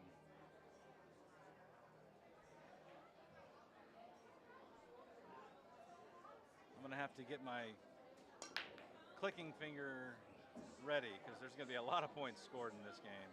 Looks like Y made one ball in the break and has a look at the one. Here, he's looking at that 2-ball, trying to see what he wants to do after he makes this one. The one, with his bridge, he shouldn't have too many issues with that 6 to the 4. He's almost going to want to hold it right there to get an angle, unless he wants to really pull it back. That's pretty much what he did, was he held it there, brought it back a little bit for the 2. He could maybe play this 2-ball out 2 rails, try to have the cue ball locked up underneath the 3 or under the 9 itself. The 3 is off the table. We've got the 4-ball next. Sorry. Yeah, no, the 4-ball's next, the pink one on the side. And so I think if he can see a good path to this 2, it looks like he's going to draw it. But I'd go top left here, but he's a 9 and I'm not. So yeah, looks like it was a safe. Yeah. I don't think the 2 went past the 9. I think that was what the issue was. That's exactly what I was saying. I meant to say the 5 when I said the 3. I was looking at that way. So here we're probably going to see maybe 2 rails come just past the the side pocket, or maybe even just above the side pocket. Oh, he's going around 2 rails that way. That's probably going to be a few more than 2. That's going to be like 3 rails, I believe. We'll see what he does. Oh, you were right too. Oh, almost got it. Pretty good. I was thinking that he kind of was going to go down around the bottom side of it. He was kind of going in for the 2 rails for a make. I was thinking coming down just past this side pocket on the left and come off the base rail for the hit. So for a 9, I believe Y should be able to have a good time with the rest of this rack here. Everything's pretty wide open. He's probably going to draw it back a little bit, give himself maybe a little angle on that 4. Got probably a little straighter than he wanted, unless you can take the 5 into the top left corner, I guess. You could drift this forward, or you can probably get enough to punch it. Punch it on the other side, you can follow through pretty strong, come 2 rails. So he's just drifting it forward, nice and easy. Here he can choose to follow it down as long as he doesn't play rough with that 9. He can stop it or draw it back around to the right. To play the 6 in that top right corner. A couple options here. Oh, it looks like he rattled that 5, trying to... Sometimes you get in between decisions on where you want to do with the next ball, and it looks like maybe that's what he was doing there. I'm not sure if he meant to come back off the rail and touch that 6. So I was thinking he was going to be trying to play around that 6. Probably playing around it, yeah. So he probably got that thinking about that and ended up missing the shot because of it. So let's see if Lee's got a chance to sit this 5. From the angle that I'm looking, he might have to curve it a little bit to get to it. I can't tell for sure. I mean, even if he does have to go, like he's lining it up to be able to kind of skim off that side or that head rail. Looks like he can see it based on how he's to be nice skewing. and soft on this, so it doesn't go too crazy with the cue ball. Oh, he did have to spin it a little bit. He just didn't quite get it.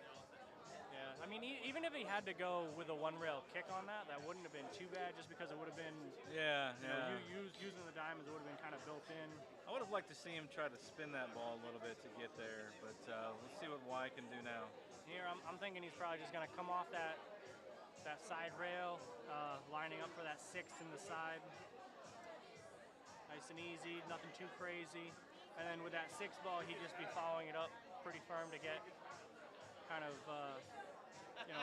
follow with a little follow right, depending on his angle, and just trying to play that. Oh, looks like he's in between decisions again here. He's just not sure quite how to get on that 6. I know he's sure he knows how to. He's just trying to decide which way is best. Well, being right-handed, also plays a factor on how he wants to approach it. He's putting a little bit of left on that. All right, come around. That looks pretty good. That worked out okay. Here depending on how much angle he has, he might just try to drop back a little or kind of punch it into that side pocket just above the side rail above the side pocket. So he just drew it back. I think I might be missing a ball, but I don't think Lee has made one yet, so we'll verify. We'll find it.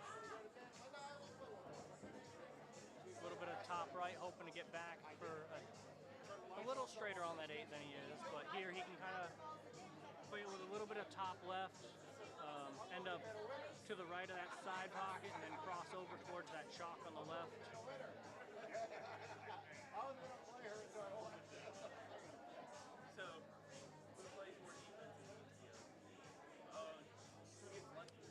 Thinking about that leave again and didn't quite get the 8 ball where he wanted it.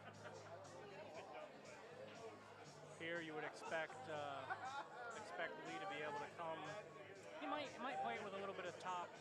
Maybe top left. Top left, just come back down towards the is. Might play it with some center right. Looks like he's putting a draw on it. Right, try to go around 2 rails. 2 rails, bottom and left to get back on the bottom and right. Yeah, two rails. Right. Yeah. Our left, his right. His right, yeah. So yeah. As the viewer at home, the left, but we were both correct. All right, here shouldn't be too much issue. Just cut it in, come across the table. Nice soft pocket speed, should get you right on the 9. Just about like that. Come off the rail a little bit. Shouldn't have any trouble. So maybe a little nerves from both players for this first rack. I'm sure they're going to both find their groove and get right back into it. I'll go find the bonus ball. Okay.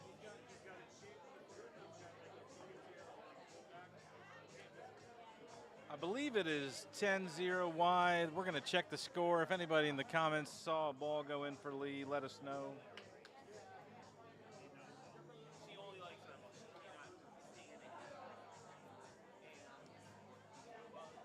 We confirmed a 10-0 lead for Y. So now they're going to play a straight 65-65 race from here. So he's made up the handicap. That's okay.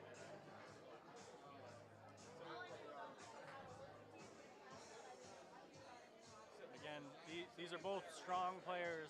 We can expect big swings in the score depending on how it goes. When you're playing this much pool, it's a marathon. It's not a sprint. So you don't have to just play good. You have to play good and just keep playing good. So it's.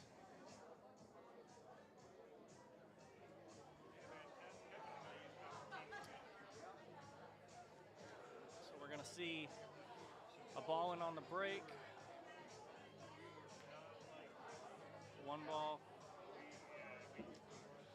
Clipped off that 7, so a little more angle with this 3 ball than he was probably hoping for, but shouldn't be too bad. You have the 7 in the jaws, so it kind of makes the pocket a little bigger.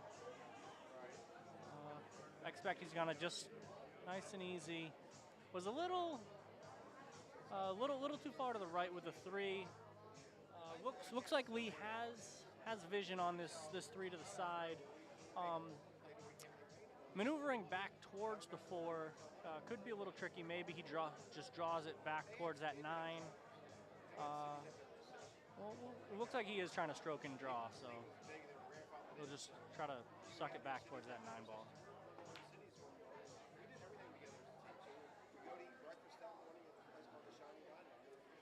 As we all know, side pockets can be rough, so that one just didn't quite work out. Did open up that 4 ball, giving Y an opportunity here to do some damage.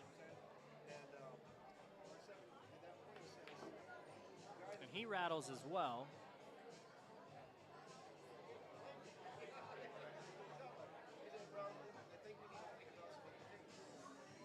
And I'm missing a ball, which I think was Y on that 2 ball. Yeah, it was.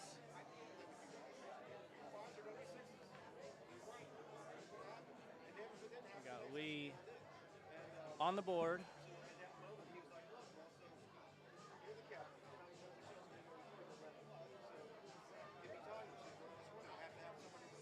We're going to see a nice long shot shooting over a rail for Lee.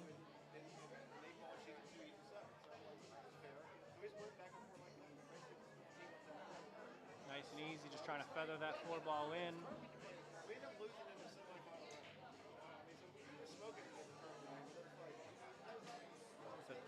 The 5 hanging in the corner there. You expect he's going to hit this one kind of on the easy side, just come off that side rail.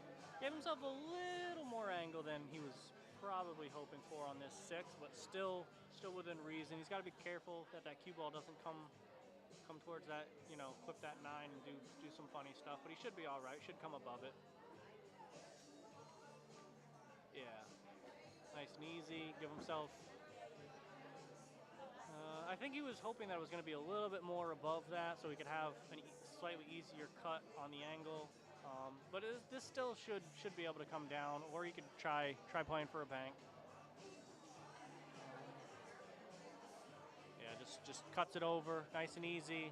8 ball to the side, come off that head rail, or he might be able to just stun stop it.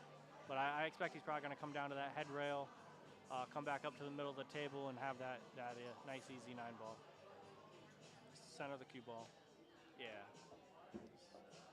just like that.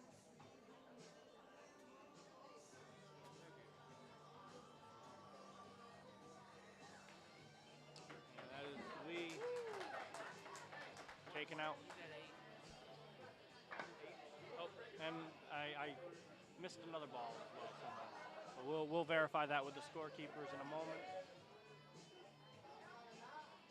Well, that is Lee getting back that handicap advantage, coming into the 3rd rack with a break.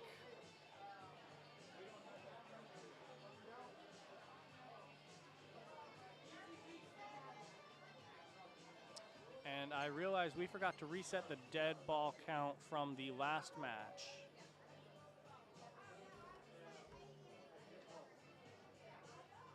There we go. We got Lee on the break. Strong break. 9 with some movement. 1 ball coming down to this bottom right corner. 4 ball in the way. Except the 1 drops, so he is going to retain his shot. Has vision on the 2. 3 looks like it does go past that 7.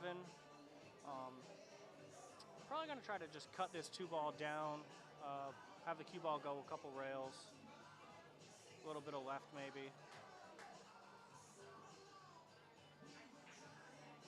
Yeah, would have been pretty good on that 3 ball. Leaves another tough cut, or maybe, bank defense potential for Y.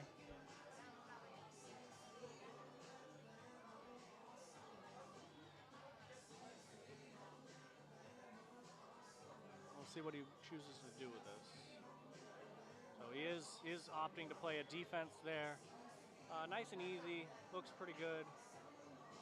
I would expect that you're going to see a two-rail attempt just along that base rail and maybe about an inch up from that bottom right corner. Welcome back. Yes, thank you. How are we doing here? 12-9.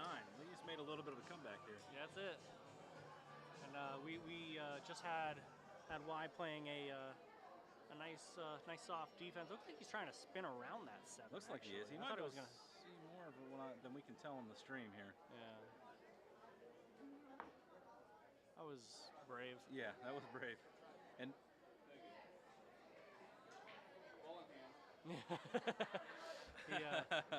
making a little joke with the ball in hand.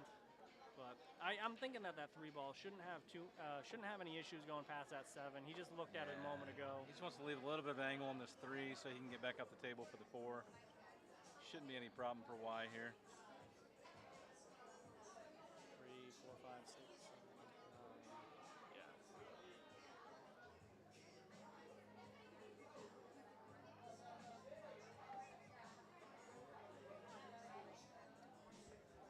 Jay Tizzle, thanks for the shout out, brother.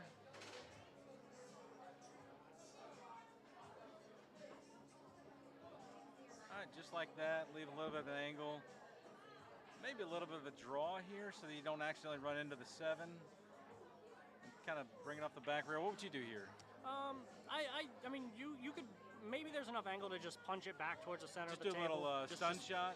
Yeah, so he chose to draw He it, chose which to is draw. probably safer. Yeah. Because punching it, you are hitting it pretty firm, but here he should be all right. Just kind of draw it with some right, or he could. I think play he didn't to the want to mess left with that come 7 2 ball. rails. Yeah, absolutely. So yeah, he So just drew it with a little right. Yep.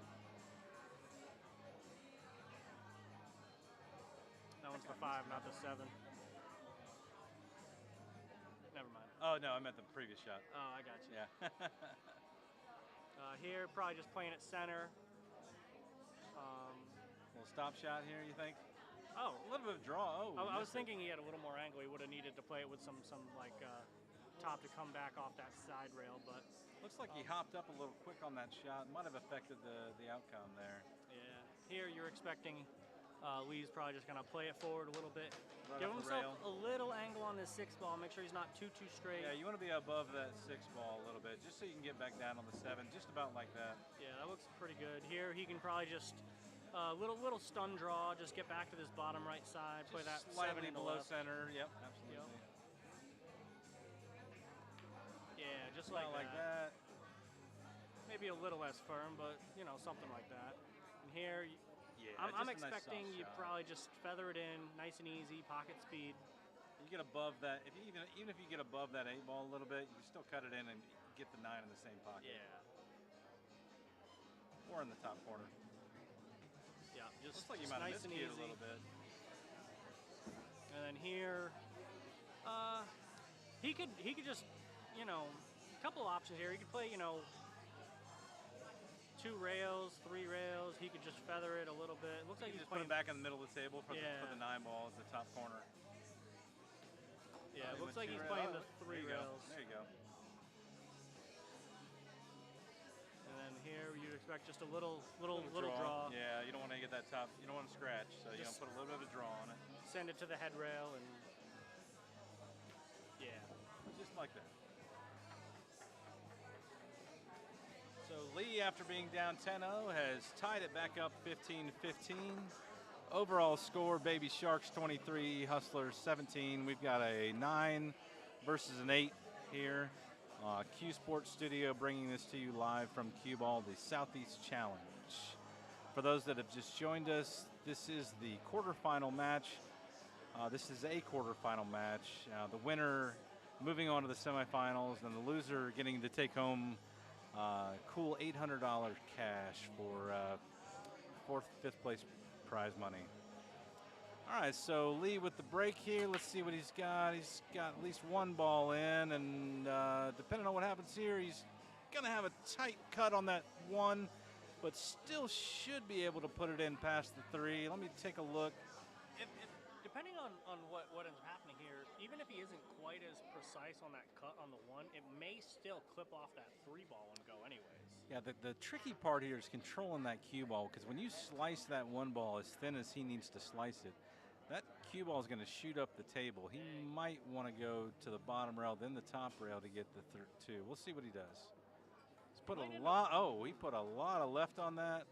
I think he miscued because of how much. He spin might. he Yeah, was he's putting on. putting a lot of left on that. So we're gonna see if that 1 does actually go clean or not. I'm pretty sure it's gonna be close. We'll find out. And here you would expect just a little punch bottom, maybe a smidge left, just to come back to the center of the table. Two balls pretty much in the jaws. So yeah, It did hit the 3 a little bit. Yeah, brought it up and made it a little trickier on the next shot after he makes the 2 here. A little bit of a draw here. yeah. I'm expecting he's probably not gonna move it too much because he doesn't want to draw it back too far. Because the Right. more he draws it, the harder that 3 ball You gets. definitely don't want to get it past the middle of the table here. Yeah. So I don't think he's gonna move this too much. Just take the angle. Oh, he drew a lot much. That is more than I was expecting. Yeah. So I mean, even here though, it's not that bad. Just if he has the angle for the cut, just cut it over and have the cue ball come a couple I think rails. he'll probably go for the cut here. Yeah, I would expect so. Yeah, Did just have the so. cue ball come a couple rails. Little 3 rail. 6 ball should be fine. He may try to just stop it, just drill it right there, and try to take the angle to Yeah, play because the 6. if you get up the table, then you're getting in trouble with the 7 ball blocking a pocket. So Well, I mean, he may come off that head rail down by the 9 and just come back to the middle of the table that I think way. that's probably the best option here is to just kind of bring it off that top rail. My reaction would probably be just stun this right where it is and just try to play that Leave yourself 6. a little bit of an angle on the Well, 6. Not even so much a little bit of an angle. You can probably just play like if you can, because being You that, think that you much can draw in it the back? jaws, Yeah. like I don't even think you need to He draw. could cheat the pocket a little bit and get Yeah. back on the 6. Yeah, and just kind of stop it right there and have the 6 pretty straight. Well, I mean, I don't hate coming off the head rail. Yeah. Down by that, yeah, and just playing that way. I don't hate it. Here, I would expect he's probably going to be coming off this base rail and then coming either to hit the back. Looks of like that a little 7. bit of a back cut even on this 6. So he might actually touch the 7 after he makes it. This is a tricky one with the back cut though, because now he's dancing with that scratch in that bottom left corner if he doesn't play it precise. He That did was- end up hitting the 7, but he made the that ball, was but he made the 7 a lot tougher. Yeah. But I'm not sure he had much choice there. He kind of had to back cut that.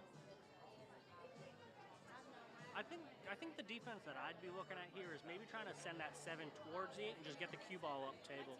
Yeah, just something like a Just- thin slice. Yeah, just thin slice, have the 8 ball help hold it. 7 ball right in the center diamond. Yeah. And just have your cue ball come 2 rails, maybe 3 rails if you're hitting it that Bring it up firm. towards the 9. I mean, That's a good idea. If he's feeling feisty, he could try to go for the combo, but I just don't think that's. I mean, he can maybe try to carry him. He could try to bank Looks it like back. it looks like he's going for the carom here, or maybe just shooting the 7 ball up the table.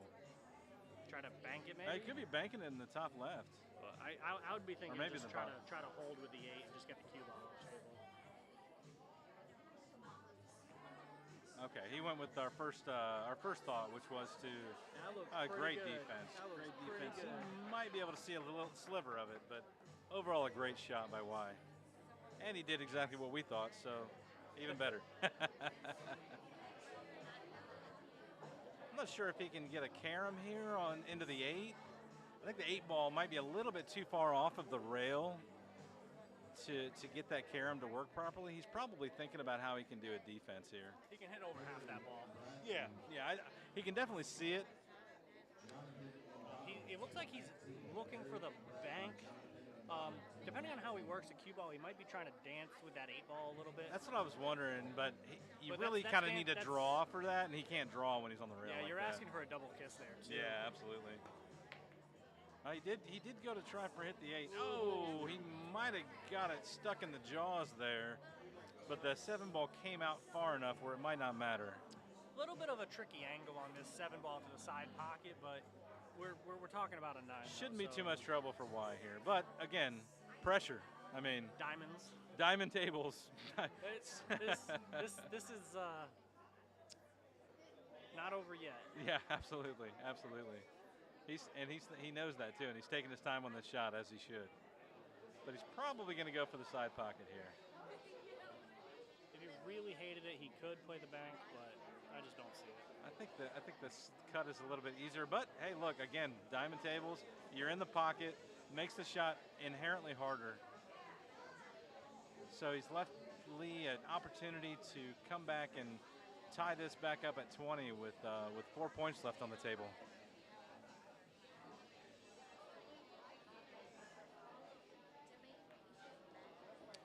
Nicely executed by Lee. A little bit of top left, nice and easy, just came back down natural. Don't want it too straight here, and it looks like he's got enough angle where he can come off the top rail, bottom rail, and get back onto the right side of that 9-ball there. It's pretty straight though, so he's got a... Just about like that. Yep. Yeah, that's pretty Nicely natural executed. position.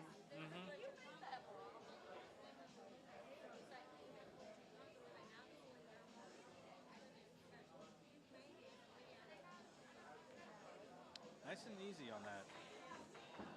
Great shot by Lee.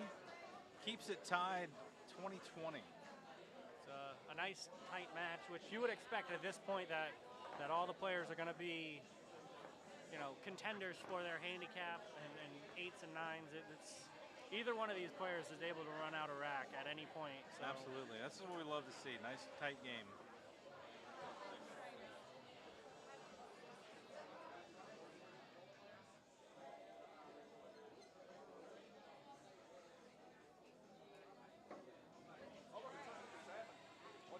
All right, so Lee with the break here, tied at 20-20.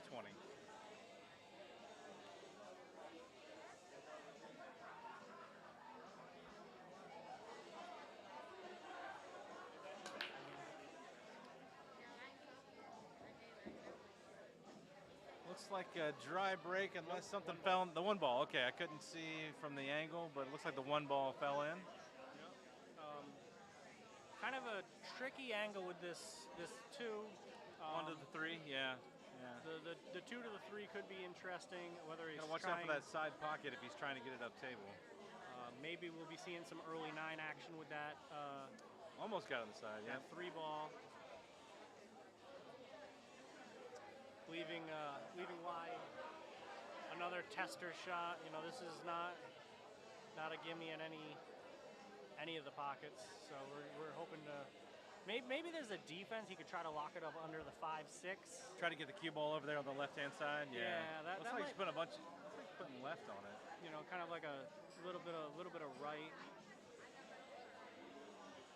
Looks like exactly what he's trying for, and he almost got him. He might have took away half the ball. It's hard to tell. Feel free if you're listening to point out if I miss a ball, because apparently I've done that a few times here. I know that Lee got one on the break there. So it should be 21-20 here. So nobody really wants to mess with that 3 right now, so I expect another defense here.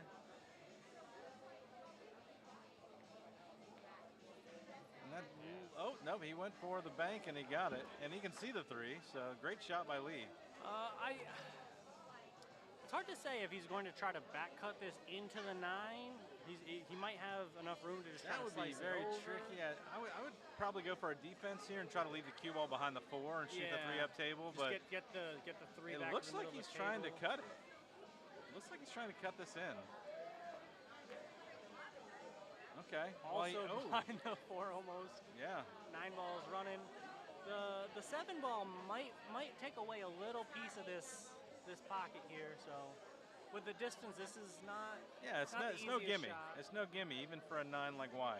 But if he does make it, just playing it pretty close to center, maybe a little left, so he's not hooked on that 6. Just try to get the cue ball back to the middle of the table. The angle looks like it would be enough that just playing it with top should hold. I think it'll just roll it back up the table. Yeah. Just kind of play it with some top. But still a tough shot. Let's see what happens. And it did hit the 7. So what's kind of a built-in defense with that 5. Yeah. That 5-6 there, kind of holding it. I would expect we're probably going to see a kick off the the base rail pretty close to that, maybe just an inch to the left of that first diamond.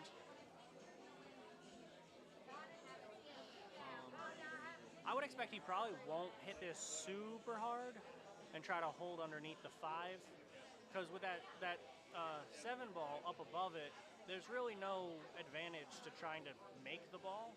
So I would expect he's probably just gonna come down off this base rail, hope to hit it sort of close to center and just have the cue ball drift up underneath the 5.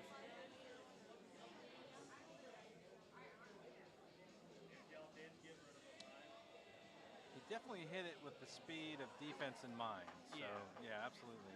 Didn't quite do what I was thinking was It's probably what he was trying though, but it ended up okay. Yeah, I mean this is not the issue here is he could just graze this down towards that 7, whether he makes a 7, but the 3 ball is gonna kind of bump out a little towards the 5 anyway, right so it towards might the 5 have and that, the 6, yeah. that 5-6 wall as a defense. Anyways, as it comes down. Easier said than done for sure, but that's definitely a good strategy. That's exactly what he did. Yep. Oh, not quite enough off of the rail there. I think it took away the pocket. It did. He might have the hit, but I'm thinking he's going to have to come with another defense of some kind.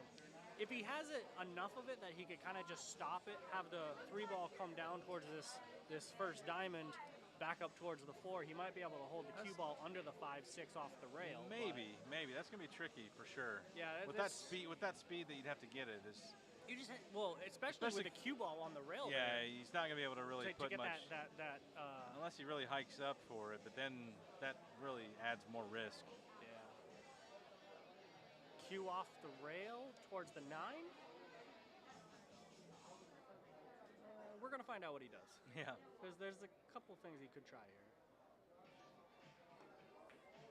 Yeah, it looked like he was trying to send that 3 ball towards the 9. Yeah. Which it looks like that's the shot that he just handed for Y to attempt.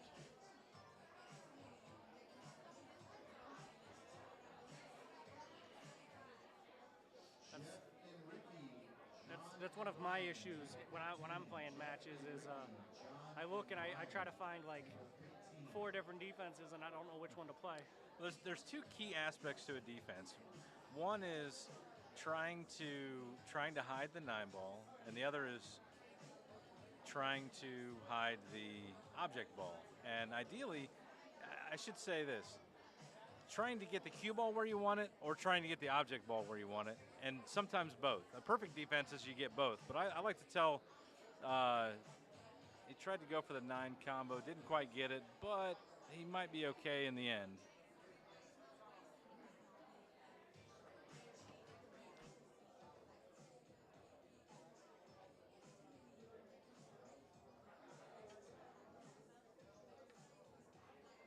You were.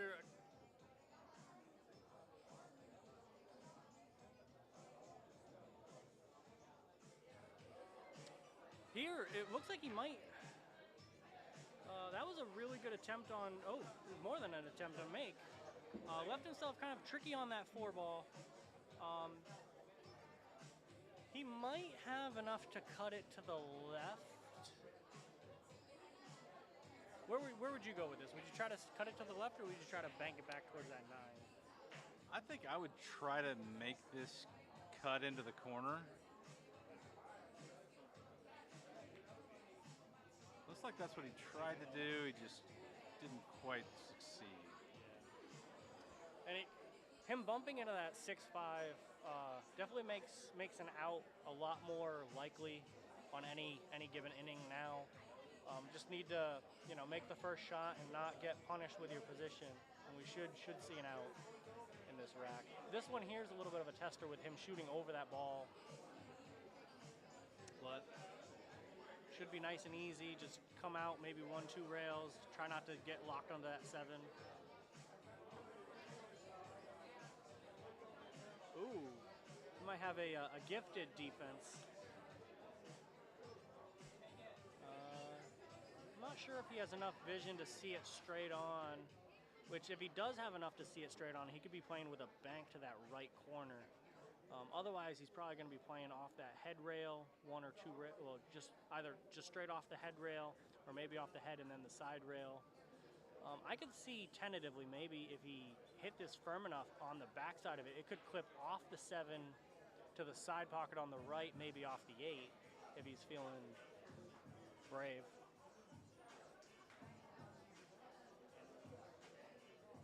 So he's opting for a defense. That was well done. Nice good touch, good speed on that.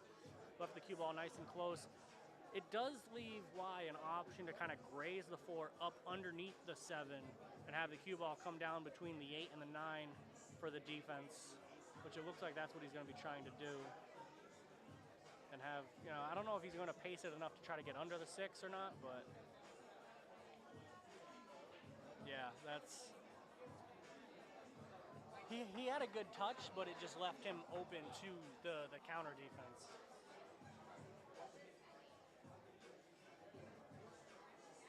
Would you just try to graze this one here as well? Just he's gonna have to kick off of it. It's gonna have to hit it hard enough for something to hit a rail. That's the tricky part here. I think that because if you hit that rail first, well executed. That was because if you hit it with that speed, and if you hit the rail first, you're probably not gonna hit anything after the contact. Right. You know what I mean? If you come off the rail first. So that was tricky. Because that 7 was kicked out just a tiny bit more than the 4, though, it kind of looked like it was kind of built in that if you hit the 4, it was going to clip off the 7 into the rail. It might have. So It might have. It was kind of safer in that Like way. it's going to be a similar shot as last time for Y. Just try to lock it up under that 7. Just try to lock it right back onto that 7. It's going to be a battle, I think, back and forth here with what to do with this. And he might be able to. That's going to be a lot harder to hit. Correct. Than the last one. Correct. This one could be fun. He might have enough that he could maybe go 1 rail off the side. I think he's probably going to go side top and then back to the 4. We'll see. Maybe about half a diamond before the side pocket, and just try to clip the half of the 4 ball. Because he's on 1 diamond here, and that's going to 6. So he's got 5 diamonds to make up. So he's probably looking at about 2.5 diamonds just for the straight 1 rail bank. But then he's got to make sure that he's not clipping that 8 ball on the path back over. You know what I mean? Yeah, it's going to be tough. I think he's going to go with the 2 rail here to try to maybe get to try that. 3 rails. That looks pretty good. And the 4 definitely got the rail. Got the 4 on the rail. Nice hit. We saw Y tap the table, giving his own applause on that shot. Couple options here depending on the spacing. You could graze the 4 and try to have the cue ball drift to the left under the 7, have the 4 ball come out just a little bit. You could thin cut the 4 up under the 7, have the cue ball come back towards where he is now. You could try just going for the shot, which he attempted. All right, so finally we have a little bit more of an open table here. We've had some balls tied up on that side rail over there, this entire rack, but now Lee really has an opportunity here to take advantage and maybe put a stop shot on this 4 and go right to the 5 and the 6. See if he can execute. He does on the stop shot. Here he wants to make sure he gets enough stroke that he can kind of, whether a slight draw or like a stun draw, just to hold above that 6. 8 ball might help him as a backboard. Didn't need it. Opted with a stun draw here. He may want to play this a little bit more straight and use the 8. So that way he can hold. Didn't even need to. 7 ball, pretty straightforward. He may want to try to either follow this through 2 rails or try to draw it or punch back to the middle of the table so he can have a little bit cleaner angle on that 8. Lee has a real opportunity here for a 10-0 rack here from being 20-20 tie to take a big advantage, and I spoke too soon, and perhaps it was a commentator jinx. He was trying to get back on that 8 a little bit too strongly and ended up missing the 7. So Y has a chance to either probably combo the 9, I would think here. I would expect. I don't think he can see enough to get past it, and it's not too challenging of a combo. Yeah. I don't think for Y to be able to just make it. A little bit of top, not really worried about the scratch on the side or anything like that. Just Nice and easy. Maybe if he hits it too hard, maybe the left side pocket, but he's not going to do that. Yeah, that was a great shot. And 2 dead.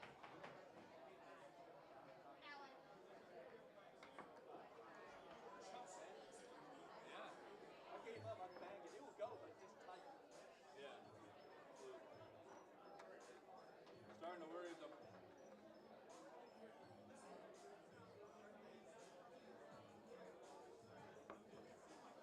to worry that 4-ball was going to defeat us. You hit it every time? Yeah.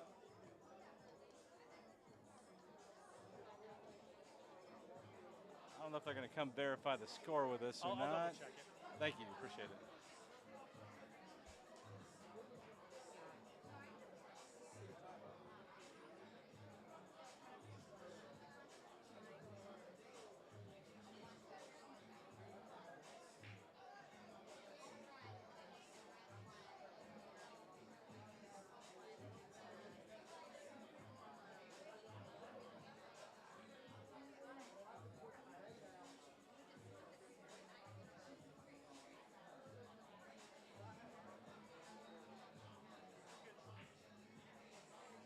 All right, we've got the score right, and we've got Y with the break here. Avoided a 10-0 rack there by getting the combo on the 9 and a couple of dead balls. So we've got 26 to 22. Lee with the advantage and the advantage on the handicap at the moment as an 8 versus a 9. We'll see what Y can do here with the break to see if he can get back into that lead.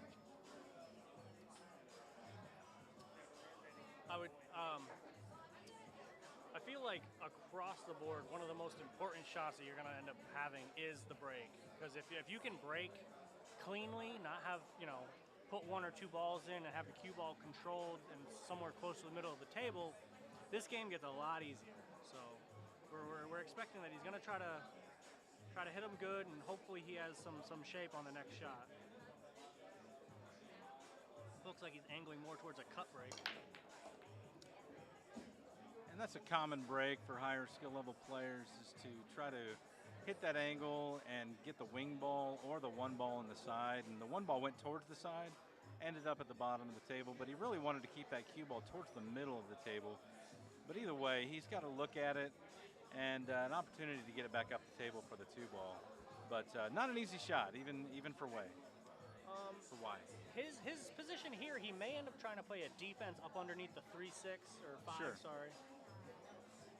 Looks like that's the intent as a defense, and he just got it past that 3 enough to make it difficult for Lee.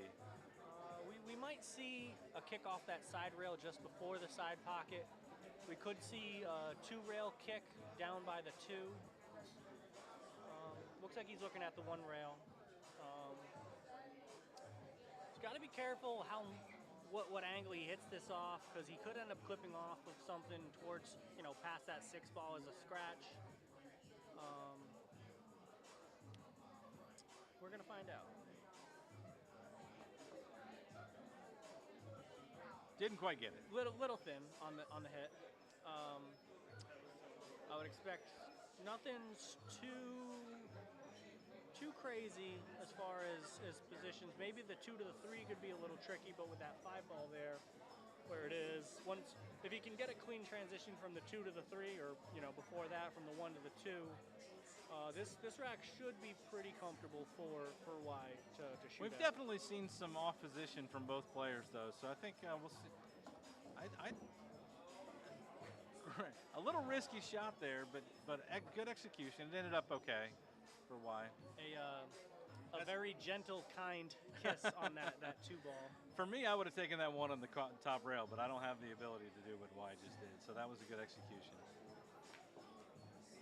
He's trying to spin that over pretty firm. He's going to get a little tighter to that 3 than I think he was expecting, but that looks Should be pretty good for a nice pocket speed shot, or maybe just roll it up a little bit for the 5 so that he could do a draw to get the 6 in the same pocket. He's got to lean over the table.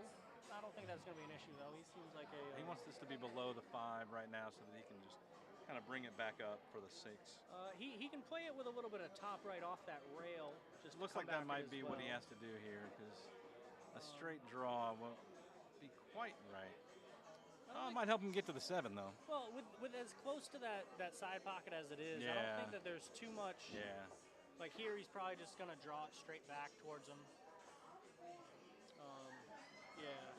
Looks like that's where he's pointing. I mean, being that close to the pocket, you can kind of cheat it a little bit to maneuver for Sure. position if you need to. Yeah, it looks like he's just gonna draw it straight back to him. Nicely executed off the rail. Good speed, good speed. Maybe he punches through the 8-9, tries to draw it into just the 8. I mean, he may play it top and just bump that 9 out of the way, hoping he can get shaped towards that right side pocket.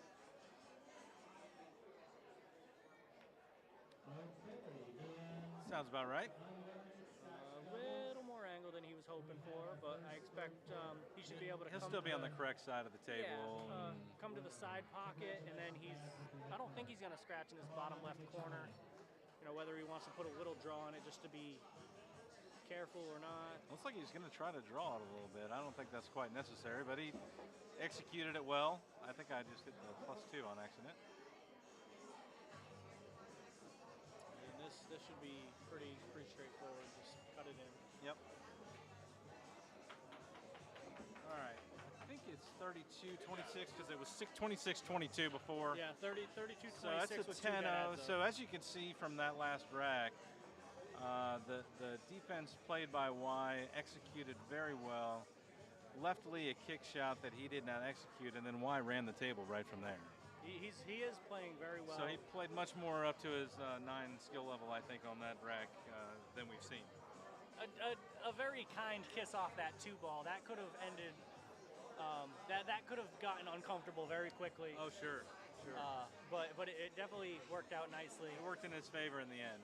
I feel like there's plenty of times playing matches where you end up getting that gentle kiss, but it's not as gentle, and then your cue ball's on the rail and your object ball's 3 inches off that rail, and now you're back cutting a little bit. Absolutely. There's definitely some room for error to be had that he avoided. We'll see probably another decent break. See if he can control that. He's going to try to get that wing ball again in the corner pocket. Maybe try to make the 1 on the side. Let's see if he can get that cue ball to stay in the middle of the table this time. Looking at that 7 and maybe the top right corner. Right in. And the 2-ball following it. So again, he put a little bit too much, I think, left on that. He wanted that in the center table, but he made 2 on the break, so well executed by Y. And it looks like he does have enough sight on this 1 ball. Just cut that over. Let's see if he tries to get perfect position on the 3 or if he just takes a soft shot here, because I think with the angle, it's going to be tough to hold it there. Yeah. Maybe he can just kind of thin past the 3 I think he might try to get back on top of the 3 and make the same 3. pocket. Yeah, Exactly. I think so. Yep. We'll see what he does here. Especially with the 4 where it is. Yeah, and that's what he did, exactly. And now he should be able to make this 3 and probably play it with a little bit of top right, just cross the table. Absolutely. Play the 4, and so apparently he's playing 2 pocket, the top right corner and his bottom right corner. He's invented a new game. I think he's going to make the next 2 in that same pocket. We'll see if he can cut this 3 in. It looks like he did.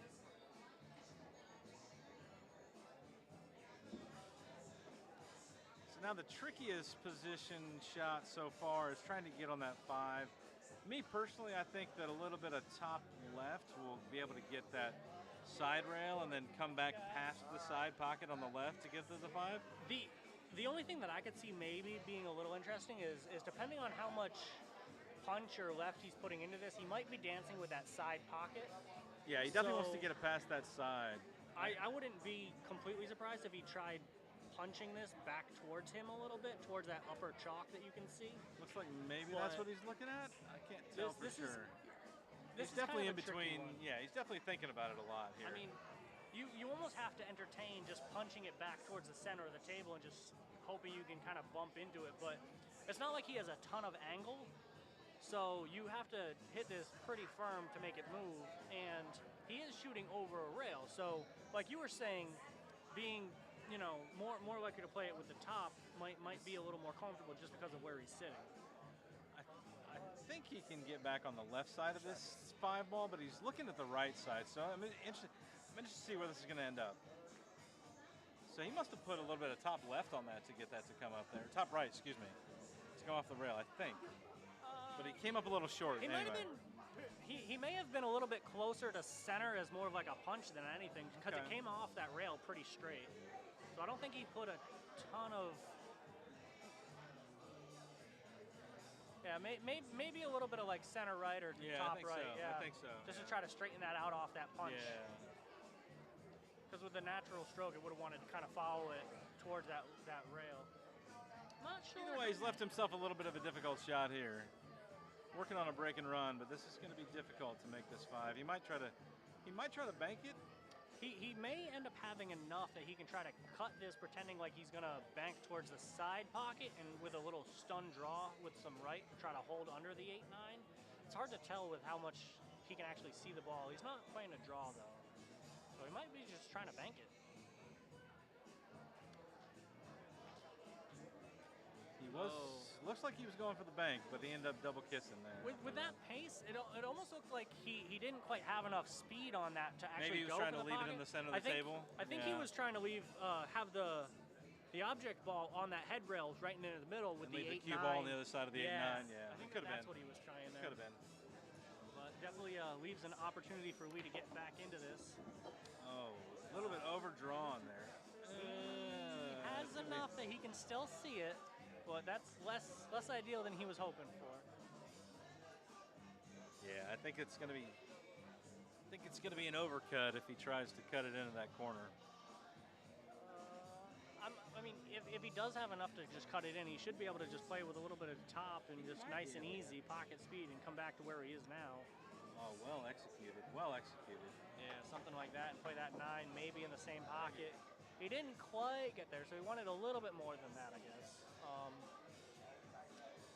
Cut to the side, cut to the corner, cross He should corner. be safe from any scratches here, but you're right. I'm sorry. I interrupted you there. You're good. Overcut that one just a little bit. Leaving Y a pretty easy shot. You know, he's on the rail, so that affects his cueing, but I don't expect any issues here.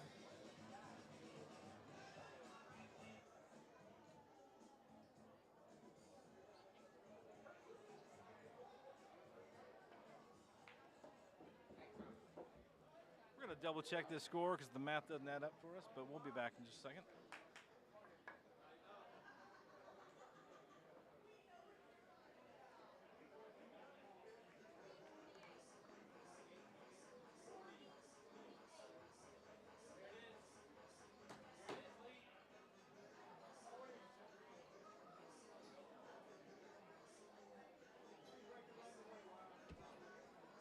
Alrighty.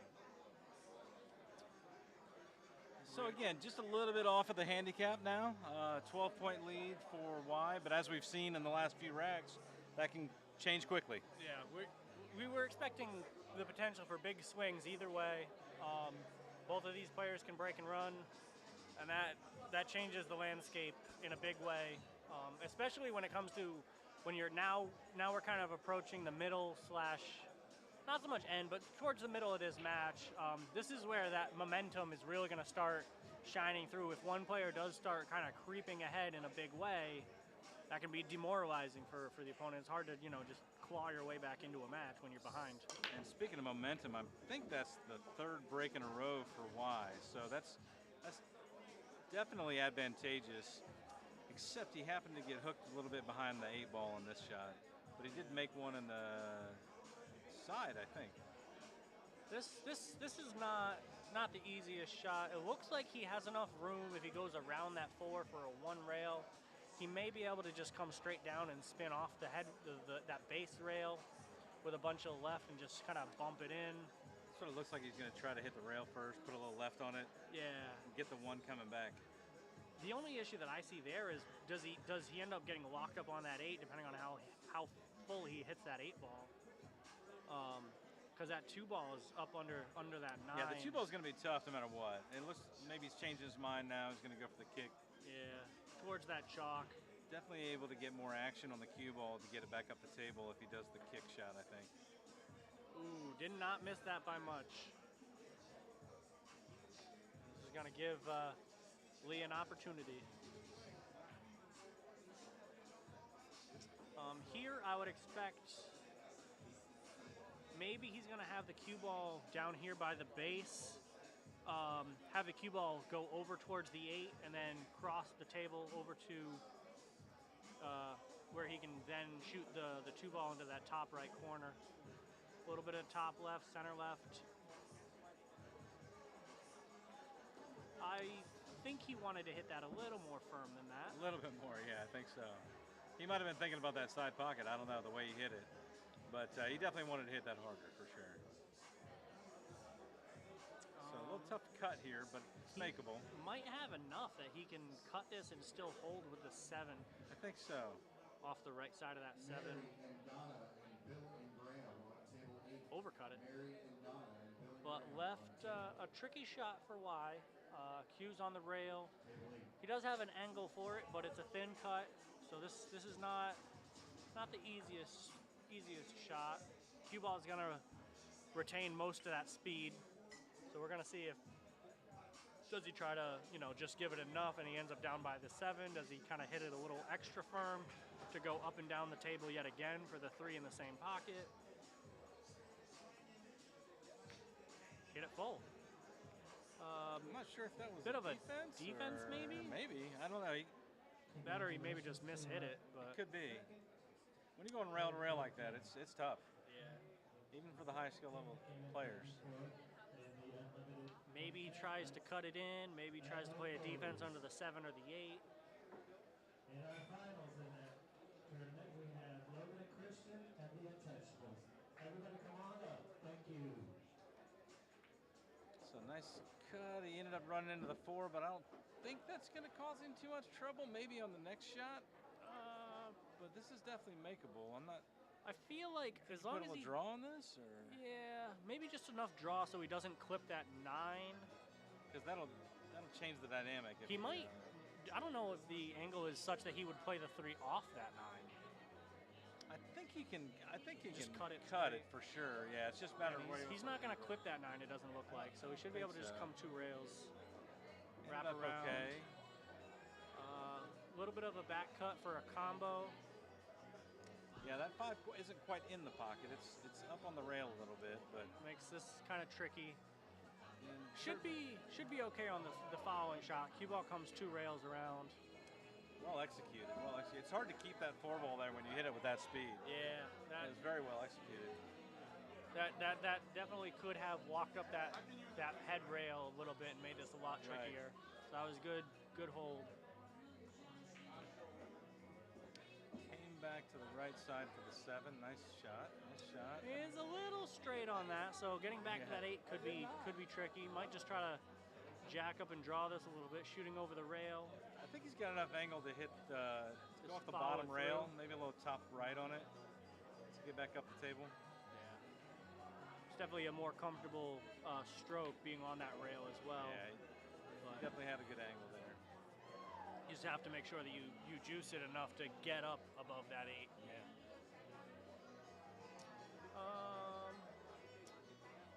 I'm usually a little cautious with shots like this for scratching where his hand is. Absolutely. It's got to be careful with that. You almost want to just kind of make it and leave the cue ball on that side of the table and take your chances on the. Unless you can do that, which was excellent execution. That was well well done. Well done. Yeah, usually those kind of shots, you got to be a little cautious. Make sure you're getting the spin that you're hoping. You could see how close they came to the side pocket. Both of them, really. Yeah.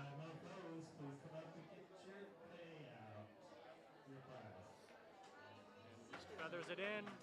Just like we said before, all it takes is a good rack for these guys to come right back into it. Just like Lee showed us right there. So it's a much more even match now.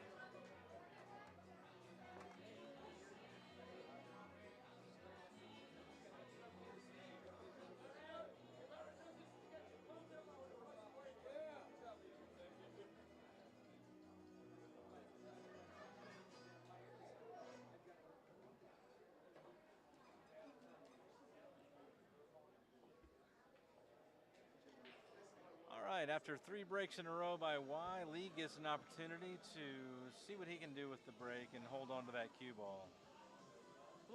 Breaking a little closer to the center of the table. Looks like he mishit the 1 a little bit on that. 6 might bail him out on the dry break, though. Yep.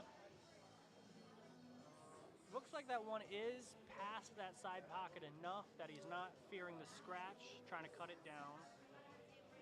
It looks like he has enough to get a clean hit trying to cut that down. Definitely a tough shot, but Y is a skill level 9, so let's see what he's going to do with this.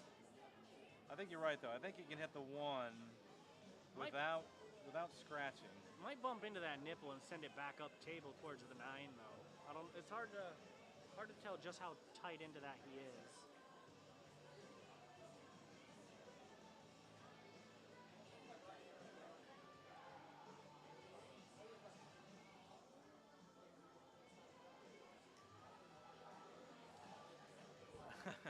Appreciate that, Jesse Link.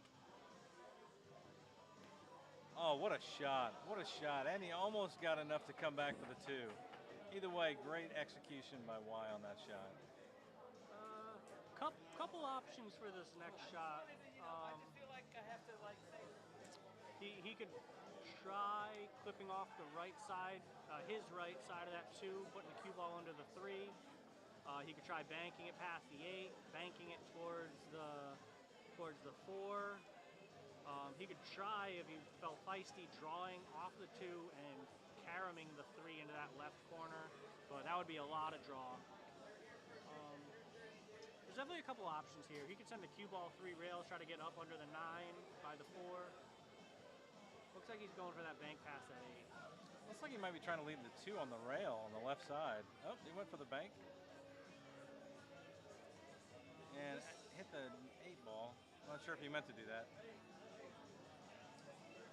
That 2 ball, it is on that rail, so that, like, it does make this a little tricky. I mean, it doesn't give you quite as big of a window for trying to spin back, but I would expect that, a little bit of left center, just making sure you don't scratch at the 6. You should have some sight on that 3 without too much difficulty if he cuts this down. Maybe a smidge of left. I think he might have gotten a little bit lucky on that, except for the lead. So he got a point, but he paid for it with a tough lead on the 3. Instant karma, yeah. That's your prize. Yeah, this one's a little tricky because that 6 ball looks like it's kind of in the way on what the 1 rail bank would be. So I don't know if he's going to try to spin below it for 2 rails. He could try to spin above. I think he's trying to go below that 6 for 2 rails. Nicely executed. A nice favorable spot. 3's not sitting in any pockets. It's a good hit. Good touch, good speed. We have an avalanche behind us. Kelly's dropping things behind us. She's dropping trophies.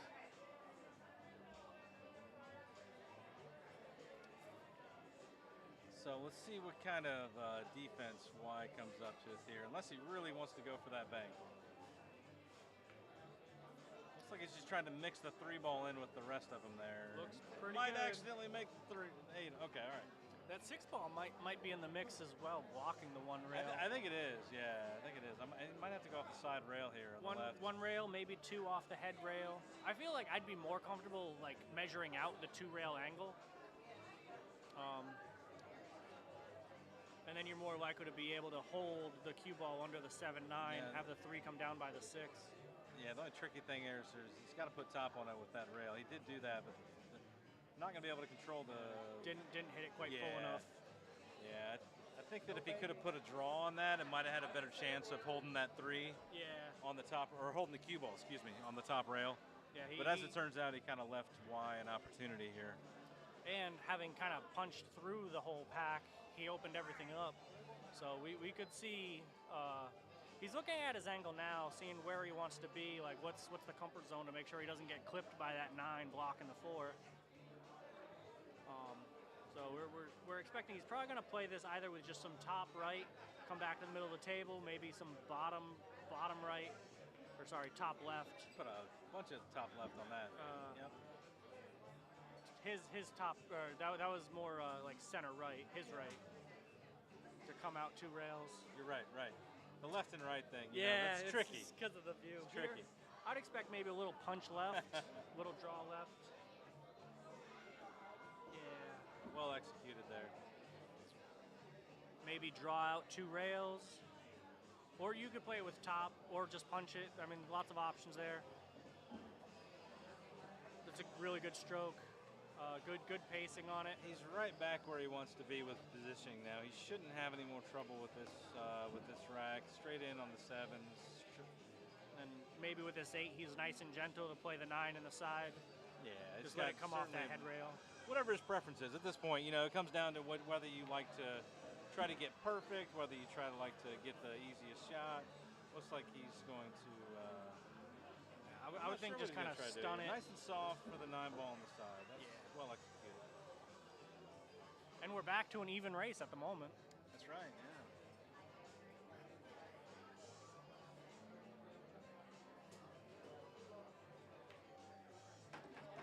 Uh-oh. QBALL, where you going?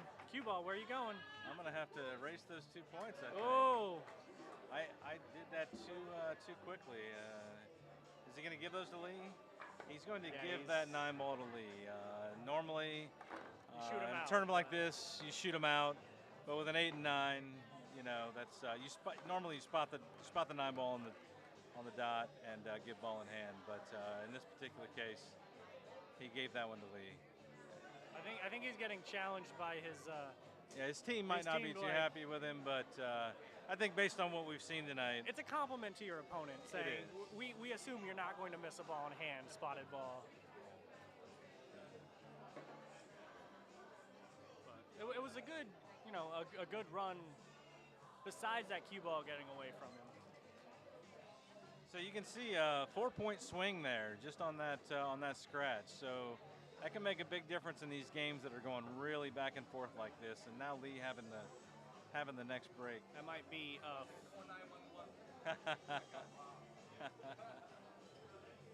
Some feedback from Y says call 911 because he got robbed on that one. He did not expect that cue ball to go in. It's very possible that when you have like a big swing like that, especially going into a break, that 4-ball swing could turn into a 6, 7, 10, 14 ball swing. Absolutely, you know? Especially with these 2 players. You never know when you're going to get back to the table when you're dealing with some of the higher handicaps. Yeah. But he wasn't punished too bad for it. You know, a dry break. And looks like a defensive shot. Y just trying to get that 1 ball back up in the middle of the pack. Looks like he might have got it past that 3, but he can maybe see a sliver of it. It's going to be tricky. That one's kind of tight. If he does have a piece of it, we might be looking at maybe something with that 9-ball. You know. If he can see enough of it, he can certainly make the 9-ball move a little bit. And it's never a bad idea to get the 9-ball moving. It's going to be pretty tight on that 3-ball though. So I would have someone keeping an eye on this hit, just depending on how tight he gets into it on that 5. But I think he might have it. Yeah. And look at that. That's a great shot. Great shot. He could 7 dead. He could in fact see enough of that 1 ball to make the combo. 7 dead. I don't think anybody made a ball. That should be 8 dead, right? There's 8 on the table. Yeah, you're right. My bad. It's okay. For a total of 10 dead so far in the match. All right, and just like that, Lee having an opportunity yet again coming into this. You know, he had that dry break last time, but Y was not able to capitalize.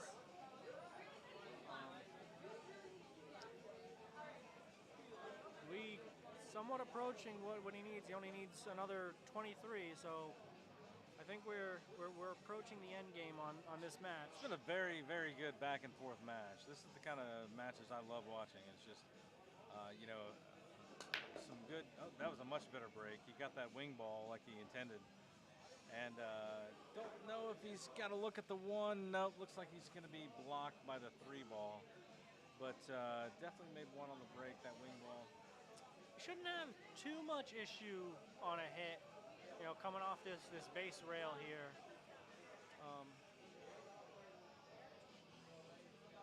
But the issue is he doesn't really have any good like defense safe. Like the Unless one's he can keep the cue ball down on this side of the table, but that's tricky to do. The one's maybe going to be trying to go towards that right side pocket, but he went with the soft approach, and I think that's going to be a ball in hand. Yes, that did hit the rail first, then hit the one ball. In APA, if you're not aware, after the contact is made with the object ball, a ball needs to hit a rail somewhere on the table. And as you can see there, he hit the rail first, then the one ball, and then nothing hit a rail. So that's going to result in ball in hand for Y. I would think Y right here, probably just going to draw it back a little bit, give himself that slight angle on that 2, just enough so he's not getting caught by the 4, and then draw back on the 2 for the 3 in the bottom right.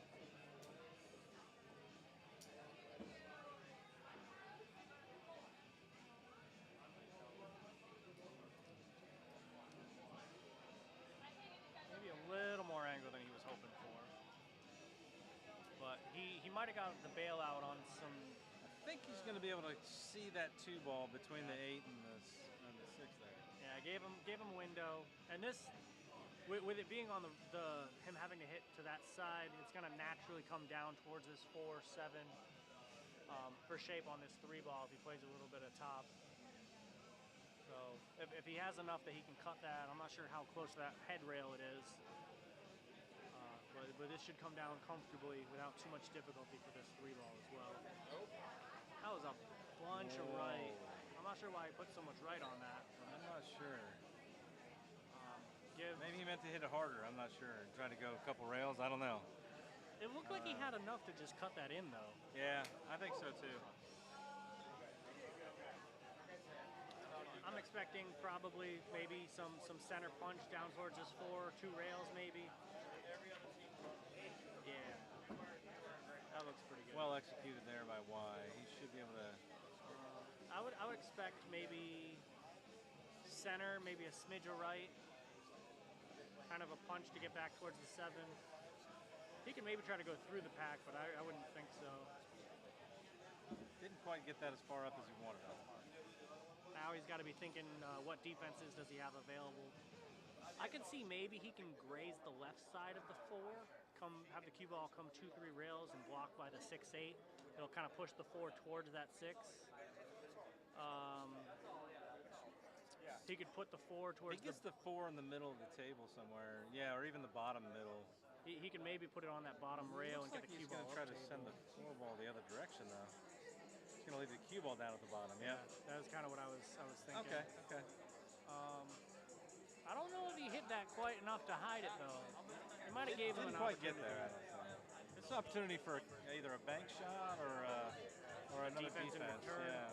I don't know if it doesn't. That's not. I don't think that's cuttable. So I think I would try this bank. It's not an impossible shot here. I think it's worth the effort. If he has enough of the 4, he could maybe try to bring the cue ball up to the right behind the 7 and have the 4 towards the 6, 8 on the just below the 6 and the 8. Oh, he hit the 8 ball. Oh, my goodness. Must have hit it just enough on that defense then.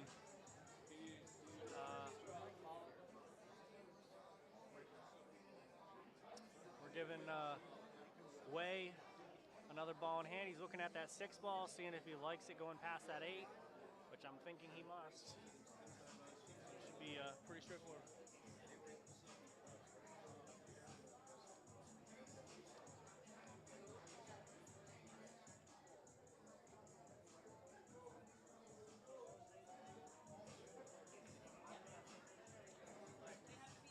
Nice, easy, straight-in shot. Leaves him pretty straight for the 6. I would expect he's probably going to follow this up, or maybe he could stop it to play the play that 7.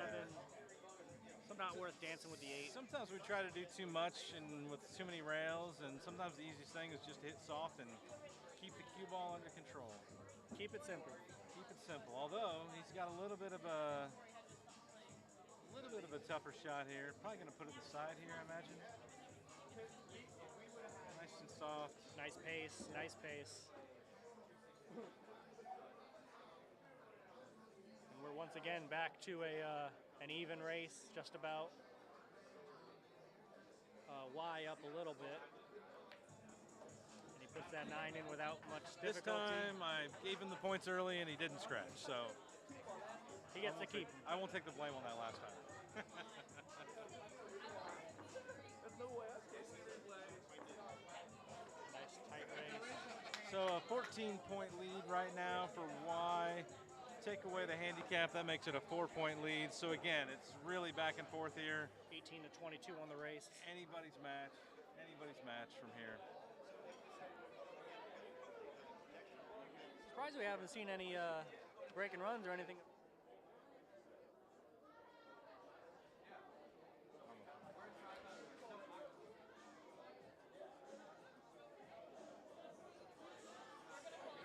I'm sorry, what were you saying?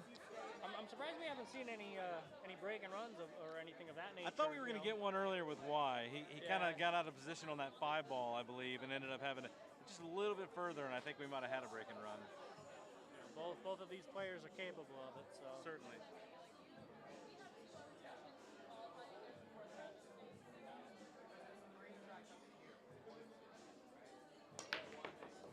Strong break. Got that wing ball, got the 1 ball down the table.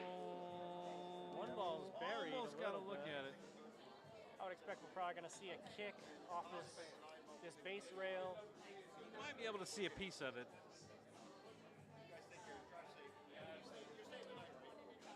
It's hard to tell from our angle. We see almost we see almost the same angle as the viewers here, so it's kind of difficult for us to tell for sure what the situation is. I would expect maybe he's going to hit this on the softer side. He could maybe try to Z this back underneath that pack, that 3-6. Yeah, and try to get the cue ball back up the table behind those. Yeah, absolutely. I mean, he could maybe try to just give it enough to get the 1 ball tucked under the 8 and have the cue ball down by the 9. There's a couple options to, depending on how much of this he can really see.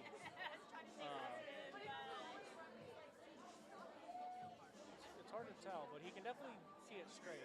So.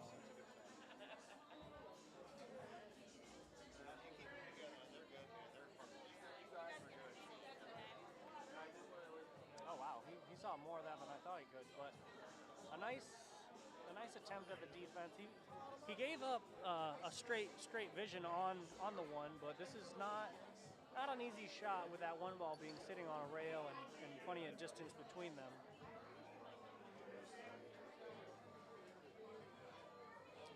Yeah. Well, I was definitely hoping for that being up underneath one of those. Whether the 5, the 3, or the 6, he was hoping to have it buried. But this is not the easiest shot. If he does manage to cut this over, maybe he might want to aim just before it and spin with a bunch of right into it, try to send it over. Like one of those trick shots that you see. People cut him over like that, spinning off of it just ahead of it into it. But whatever he does, this 2 ball is still sitting in the jaws. So I don't know that he'd get punished too bad if he does manage to make that. It looks like he's going for the 2. You think? I don't know. He was going for the 2. He might have been trying to play to get the cue ball buried under that pack as well. Sure, yeah. But again, one of these long tester shots, especially if that's like. The straighter this is, the harder it feels. Absolutely. On shots like this. Absolutely. Especially shooting over a rail like that. You get those diamond pockets, the straight in ones. And if he just hits it soft, he's going to not have a shot on the 2. So he's going to have to do some work with the cue ball here, which makes this shot even that much harder. But when you can do that, that looks fantastic. Oh, don't get blocked by the 5. I think he's all right. I think he's good. What a great shot by Y. Under pressure. Do you think he can see that 3 past the 9? Because he might end up playing a little top right coming around. I can kind of see it from the angle I'm at right now, and I think it does. But I'm not sure I'd risk it. Yeah, he might end up playing a little bit of draw left, try to play that 3, maybe in the side pocket, past this 8, or maybe past the 8 in the corner. That's what he did exactly. He could probably get in the side too. Yeah, well, we'll see what he feels comfortable doing. I definitely like the size of the corner pocket better than the side. We've seen the side pockets be very nasty tonight to all of the players, so it's always a challenge, especially because you want to hold it there for the 5. Right, so I think going all the way up is probably probably the best way to approach this one. He might clip I think off that's that what 6. he's doing. I think he's going up the table. But Oh, wow. but he drew it back too far. My goodness. That was a great shot. That was a great shot. That was hitting it with power in the side pockets makes it even harder with those with the angles that you have to hit it at. Just no reward. No reward, yeah. And even though he hit it very nicely, he still drew it back a little too far. Now he's going to probably have to kick at this 5-ball. Off. See, the issue is he might be able to see it off this base rail kicking around the 9, but depending on what angle he comes into it, he might be looking at the scratch past that 7. If he just clips a piece of it, he wants to hit this pretty full so we can avoid that. Oh, for sure. Because I could just see him just grazing it, and then that cue ball's heading towards that corner pocket.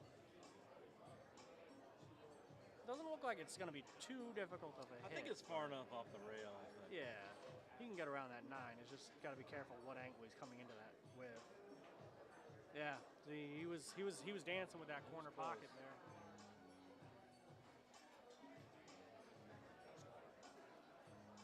I'll be right back. Just gotta. Yeah.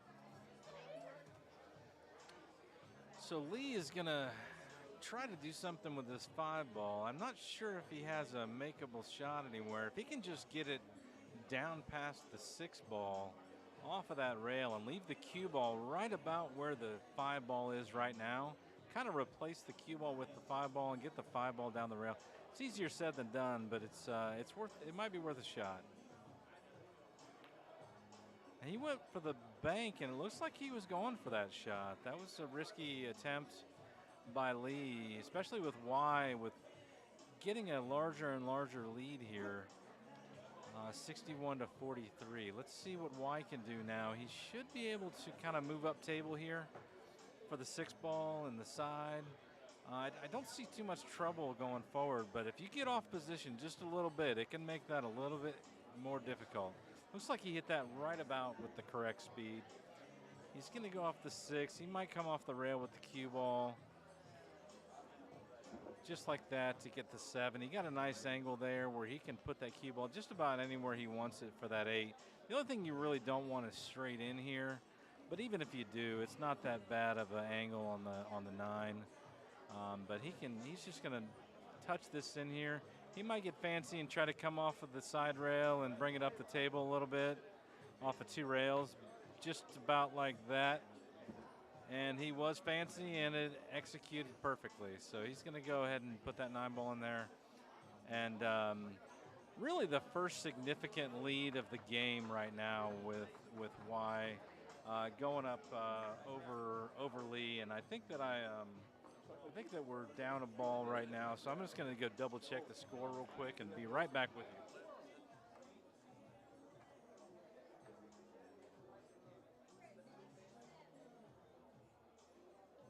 Trying to make the 5-ball go 2 rails and put the cue ball behind the 6.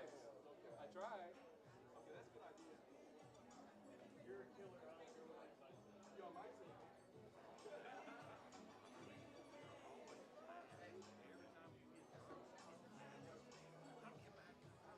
All right, we've got 67-43 Y with a 75 to 65 race. So Y really took a huge advantage on that last rack and needs about 8 more balls to get to 75.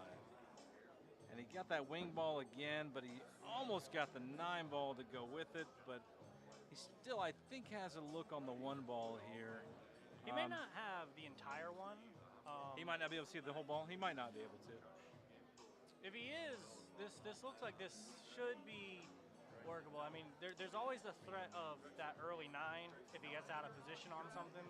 I think he can see just enough of it, but it still gets to be a tricky shot because you're really trying hard not to hit that 2-ball. If he doesn't have the entire ball, he could send the 1 off this base rail towards the 9 with a bit of draw. Oh, sure, left. yeah. Anytime you see the 9 lingering in a pocket like that, it's an opportunity. Oh, he did have enough to see it. And he just got enough off that rail. What a great shot, again, by Y. We've really seen him step up late in this match and show his strong abilities here. A kind kiss off the 4, but not quite as much as he was hoping for. I think he was hoping that he could get above that 2 a little bit to kind of drift down for the 3 in the side as well. Here I'm thinking he's probably just going to play it forward and play that 3 into this bottom right corner.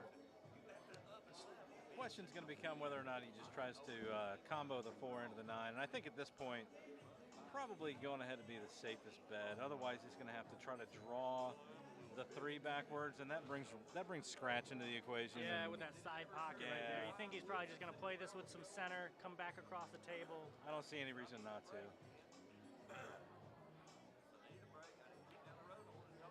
And that's what he did. I think he wanted to get a little bit further, but ultimately it's not going to make much of a difference. I think this should be a makeable shot for Y and put him within 2 balls of finishing the match.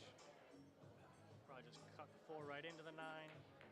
Hit it pretty hard, surprisingly. But that leaves 1, 2, 3, 4 dead left on the table, so we'll update our dead balls at the bottom of the screen, and that leaves Y with just 2 balls left to get to 75. One golden break away. 1 golden break away.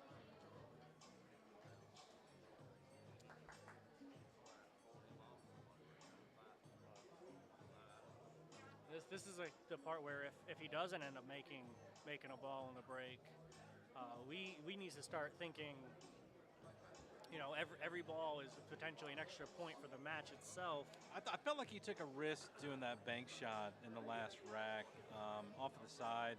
It was kind of a long bank, and it was the rack before. It might have been the rack before, but I felt like he should be a little bit more defense heavy.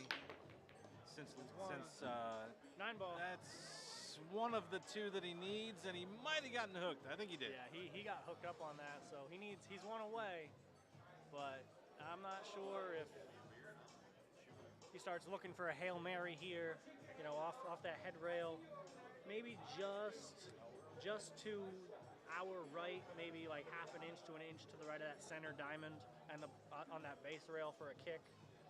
Try to hit that 1 pretty full, and just move it, see what happens, you know? Whether it goes all the way down, maybe it dances with the side, maybe it hooks up under the 2 off that rail. He doesn't have to be perfect here with the lead that he's got. He's really just trying to hit the ball, I think. Yeah. I'm thinking just to our right of that Looks like that's about where he's aiming, just right of the center diamond at the bottom of the table. Yeah. Just about like that. 8 ball might help him a little. Nope. So Lee has an opportunity here to see what he can do to stop this amazing run by Y towards the end of the match. Couple options here. He could kind of. Would you draw that out for the 2, you think? I don't know that it In the same really. pocket? I would just be worried because it does have that slight angle that your draw is gonna end up bumping into the 2. 6 or into the 2? Yeah, so I would think I would probably play this with like center and try to come above it and bump off the 6. Looks like he went top on that. Here he can choose to just push that 2 to the side rail off on the left And leave the cue ball right up against the 6? Yeah, absolutely. I think that might be the way to go here. Just kind of lock up on If he that can 6. lock it, if he can lock the cue ball on the 6, that's going to make it real tough. He could try to carry him into the 9 here. I'm not sure if this is. I don't think that's A little triple combo. Well, it looks like that 9 is just above. It is above the this pocket nipple, a little bit. So it's not as easy as. Looks like he's going for the bank to me. Oh, he went triple combo. I almost called it. But he got it. Nice shot. Great shot. That was a great shot. I thought it was too far down too. Yeah, I didn't think that 9 was enough in the jaws definitely to thought really it was to get far that. down. That was a great shot. Absolutely. I think 6 dead on that. I think maybe in the match setting, playing the safe and looking for, because the break can be kind of unpredictable. Oh, sure, yeah. So I think maybe playing the safe, trying to get a ball in hand and actually do some damage, getting some points, might have been a little bit smarter of an approach. But I mean, he's breaking, and players at this level, you're hoping, you know, they break strong enough that you're hoping you see something, you know. I just don't like, with as tight as Y is to that match point, you know, do you risk off of a break? I tend to go back, for breaks, for sure. And it looks like Lee's just kind of taking some risks here, even though Y is so close to the end. I tend to try to get a feel for my defense game early, And if I feel like my defense game isn't working, sometimes I do similar approaches that Lee's doing right now, which is just kind of YOLO it, you know, just try to go and see what you can do. Send it. Send it, exactly. I guess I'm 43-year-old dad of teenagers, and I like saying things that are already past their prime. So I guess send it might be the latest thing, but I'm definitely at least 5 years behind at all times. And it looks like we should see a pretty straight in shot. Cue ball comes out 2 rails, and that is the match. That's it. That's well all I played by needed. both players. So Lee got to 46. Let's see. I'm thinking what that's he's gonna do. somewhere in the 15-5 range, give or take. Let's test your memorization skills. Let's see. Lee is an 8, and he got to 46. So that's going to be almost the 15-5. He just barely got into the 14-6 level. Nice. 14-6. So let's get some 14-6 math going here.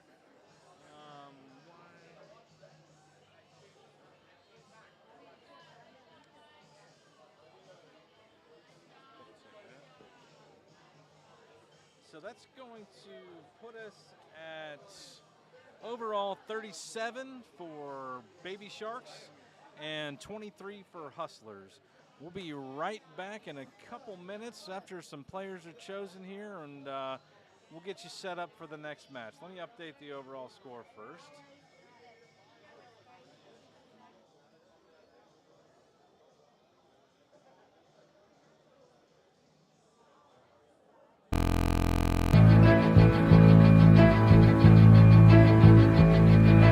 Ladies, gentlemen, boys and girls, and APA pool players from across the southeastern United States, welcome to the ultimate second.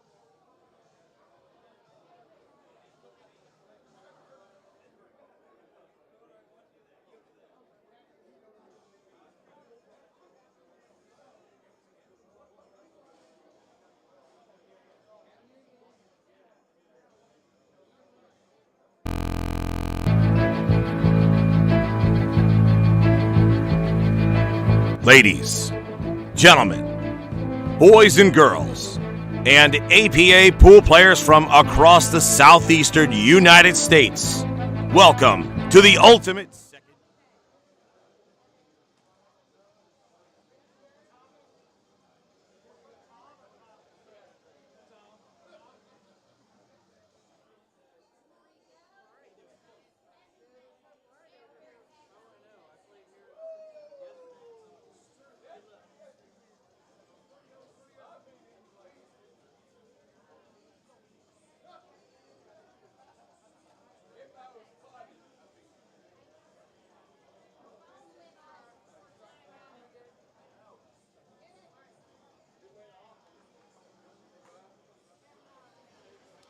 All right, we're back here at QBALL for the Southeast Challenge 9-ball quarterfinals.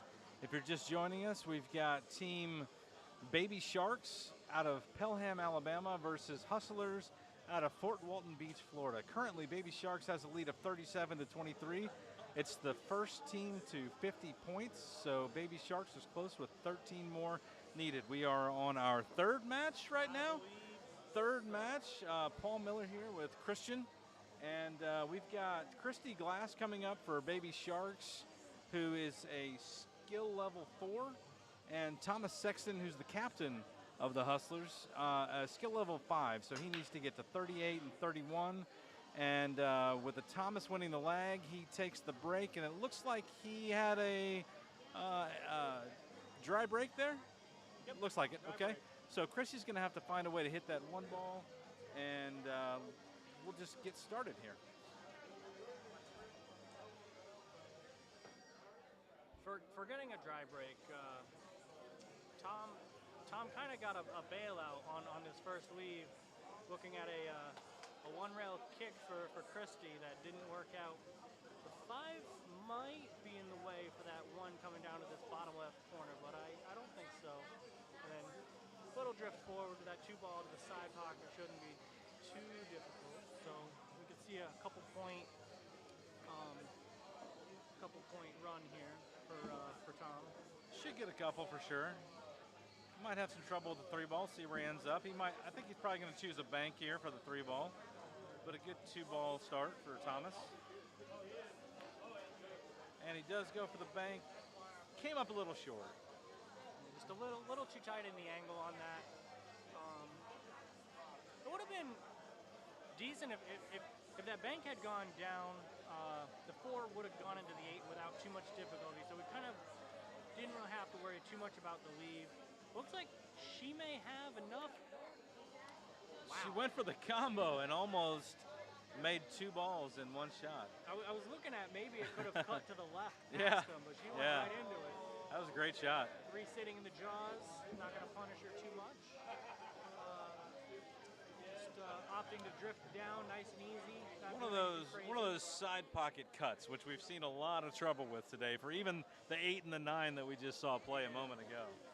These pockets can be brutal. Absolutely, to be sure. absolutely. She was attempting the side pocket there, it looked like, but leaving Tom a pretty straight in shot. The distance could test him a little bit. Got to be tight on it, but great shot, great leave, absolutely. Use the rail. Very to his straight advantage. on this 5 here. So I don't know if he just draws it out, which he drew it a little bit more than he wanted, I think. Yeah, well, it wasn't really like he drew it out. Kind of like just punch stroked it through. Yeah. And he's got to be careful depending on where he wants to go with this for the scratches in the side pockets. That might make the 8. Oh, that looks pretty good. And it might make the 8 and the 7, and it did.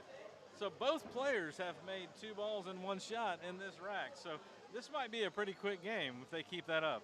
Correct. Nothing crazy. Oh, he did not pull off the 9 ball. Left a little bit of a cut, leaning over the table. Not over yet, but we were thinking maybe an extra second down on that shot. Right. A little quick on the 5. I see that. I can tell already that both players are very fast-paced players, and I've had some fast-paced players on my team in the past, and I tend to allow them to. I shouldn't say allow because I don't get to choose what they do, but I don't necessarily coach them out from being quick, because if they're fast-paced players and that's the way they go, they sometimes get in a really good groove. I don't know if you've seen that with any players on your team before, but some people just get in a groove and just play fast, and it doesn't necessarily negatively affect them. But when you start to get down on the ball a little bit too quick, not really look at the leaves, then it can be negatively affecting your game for sure.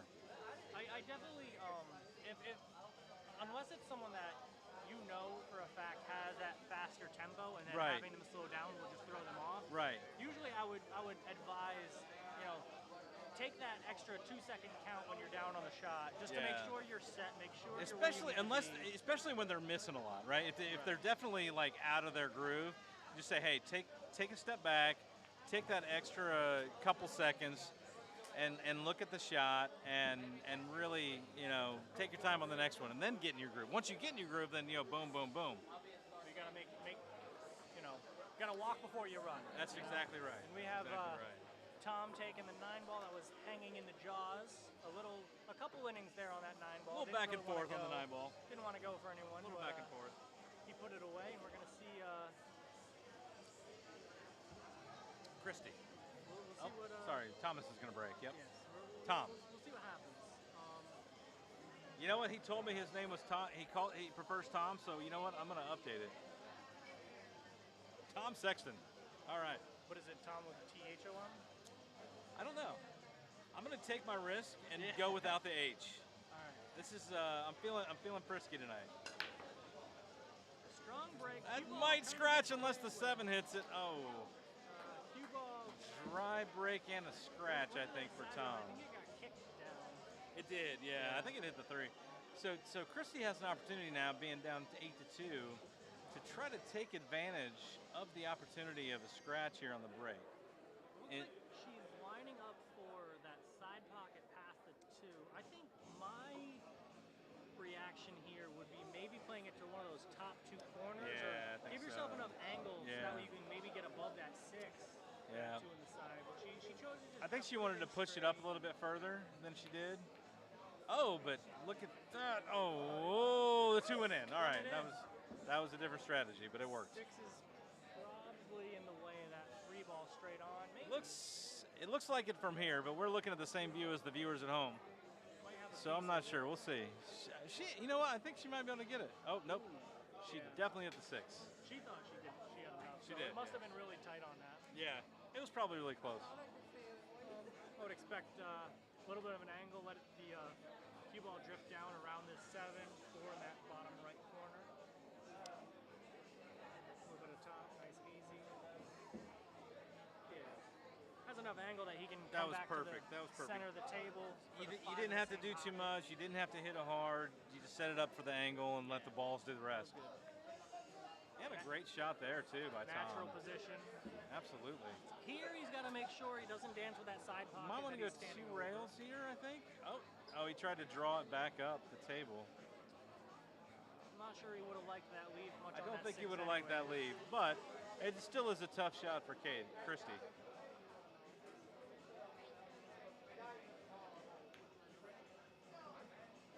That's not bad. That's not bad. It was a good attempt. Didn't get punished on the leave too much. I could see maybe him trying to bank it or try to play a defense onto this 7. Yeah, so Went for the bank. I think he might end up. Oh, nope, that's going to go right on the rail. Give it back in decent shape. Yeah, Christy's going to have an opportunity here. Little cut. If she puts a little too much It is a draw little on bit of a this, back cut, yeah. She might have to dance with that side pocket a smidge depending on what she puts on it, but I don't know. So I she's think good. she's going to be all right as long as it doesn't get behind the 9 ball, and that's what it did. Did the same thing that Tom did on that. Yeah, that's exactly the same spot that it was when he missed that shot. That's right. Looks like she's going to take a timeout here, and I think I might as well. I'm going to hand it off to Christian for a second.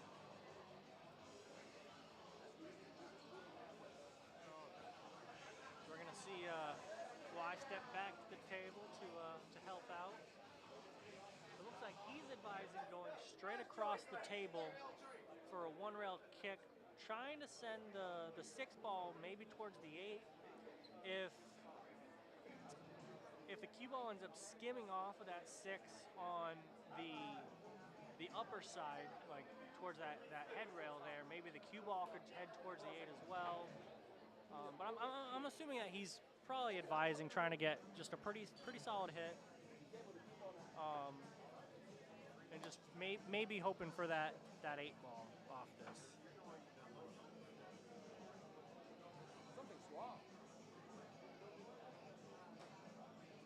Taking an extra second to make sure it's lined up where he's thinking it needs to go, so that way he can advise it correctly.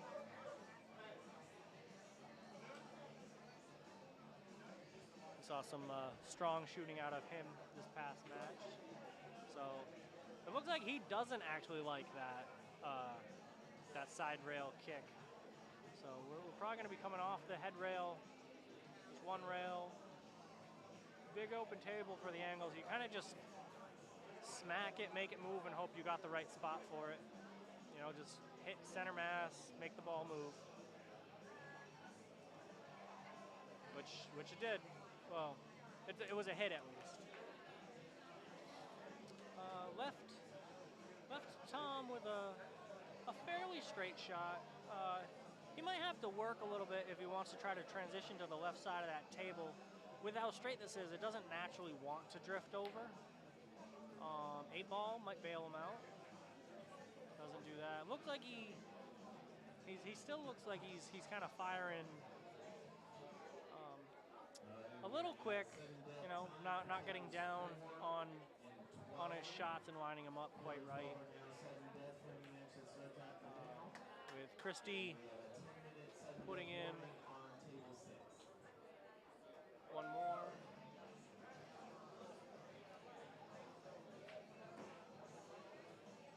I'm gonna see if she maybe sends this towards the 8. Cuts it down a little, overcut it a little bit into that 9. And we're going to see Tom step to the table again. Could try to send the 7 towards it. Could try to carry him. Send the cue ball at it. lining Looks up. like he's going to try to straight combo. Oh, he overcut that. Sliced it. But he might have left it okay. I'm thinking maybe that cue ball could spin off of it into the 8 as long as she's careful enough not to let the cue ball draw up under the 8. Oh, yeah, she that got looked it. pretty good. Nicely done. Nicely done. This is a long shot. This has room for error, to be sure. But that was a great shot on that last one. A great shot on this one, leaving a fairly straight in. Yeah. Awesome. Fairly straight in 9 ball. Just a little bit of top, nothing crazy. Just put it in. A little bit of an overcut. Now we're gonna see Tom with that relatively straight in, a little bit of top, nice and easy shot. And he rattles the diamonds the got ball. him. The diamonds got him.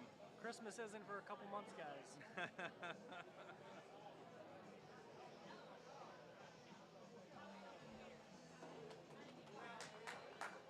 We got Christie tying up the score. So 10-10. So after a strong start by Tom on that first rack, Christie came back and tied it up 10-10. Very similar to the way the last match started. You know, just a lot of back and forth. You know, it was a 10-0 and then right back, and I think it was 15-15 a couple racks later. Correct. So very, very close. Well, evenly matched teams, and that's what we like to see. If you're just joining us, we're at the Southeast Challenge in Jacksonville, Florida. Teams from all over the southeast of the United States, if they got second place in their World Qualifier tournament, they get an opportunity to play in the Southeast Challenge tournament hosted by the APA. And with prize money coming, and again, a scratch on the break. I think that's a couple or maybe 3 times we've seen that in this rack, in this match so far. But we are in a quarterfinal match right now between Baby Sharks of Pelham, Alabama, and Hustlers of Fort Walton Beach, Florida. And the winner will move on to the semifinals for tomorrow at 10 a.m. here at QBALL. And the losers will take home $800 for the team. So we had a nice straightforward, punch draw for that 1 ball. Coming down the table enough for that 2. Great shot. Ran into traffic with the 6th ball. The 3 should be hittable straight on or off the rail, depending on what he's hoping to do here. I could see maybe hitting the rail first, you think? I mean, maybe trying to hit the rail first. You can maybe try to send it down to this bottom left corner. If you tried, pretend you were going to cut it straight down the rail towards the 4, it goes off the 7. Maybe something funny happens that way. Yeah, that's pretty much what he did. No. Oh, something funny happened, but not funny for Tom. No. Unfortunate little skim off that ball there. In the drink again. We're going to see. So Christie's lining it up, giving herself a little bit of distance so that she doesn't have to use a bridge on this shot. Shouldn't be any trouble for her, though. She's going to make this 3 ball, leave it on the bottom rail for the 4. Shouldn't have any trouble getting back to the middle of the table for that 5. Just cut it in nice and easy. Don't hit it too hard. She hit a little bit hard, yeah, but she still has an opportunity. Dealing with a sharp cut to the right past the 6 or back maybe cut the to 6 left. in the same pocket if she doesn't hit it too hard. That's going to be hard to keep it there. Just kind of lining it up and sending it. Yeah. Not punished too badly. We have some potential defense options here, whether trying to put the cue ball up under that 8, or you can maybe try to put the 5 up under the 8. And so that's kind of looked like. Looks like he tried. Yeah, looks like he tried to get that cue ball in between the right behind the 8 ball and the 7, which is tricky to do. Good optics to see it. Didn't quite work out, but still left a lot of blue in between these 2 balls here for Christie. Excuse me. I think I keep saying Katie.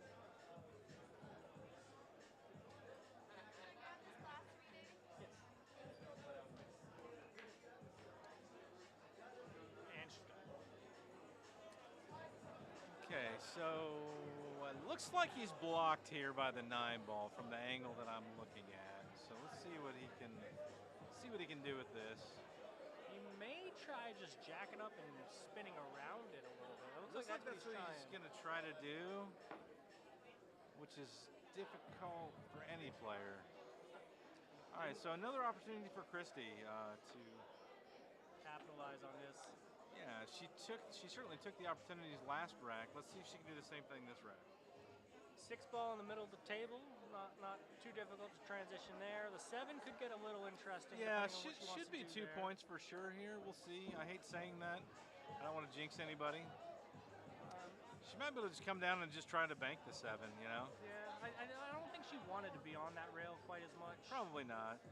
But she still has an opportunity here. Nice easy 6-ball. Here she's got to be careful if she's trying to that bank. She doesn't skim funny off that 8. Oh, it could end up scratching in the corner, huh? Well, I mean, with as far to the left of that 8 as the 7 is, I don't think it's probably going to hit it full, but it's... Oh, almost did, though. Yeah. Almost that did. 8 made that a little interesting. Yeah. I would expect he's probably going to cut this into the side, come down the table. As long as he doesn't hit it too hard, you know, maybe a little draw, maybe a smidge of right. He's been kind of aggressive on these shots. I think he will go to the top rail on this. Little firm. Yep. And he might get away with it because of the extra rail that he hit there. And he did. He hit it perfectly. Yeah, that worked out really nicely. A little stop shot or a little bit of draw is all you need here. And he tried to draw it a little bit too much. I mean, it ended up in a good spot, but sometimes that affects your... the lead is great. Yeah, exactly. Yeah.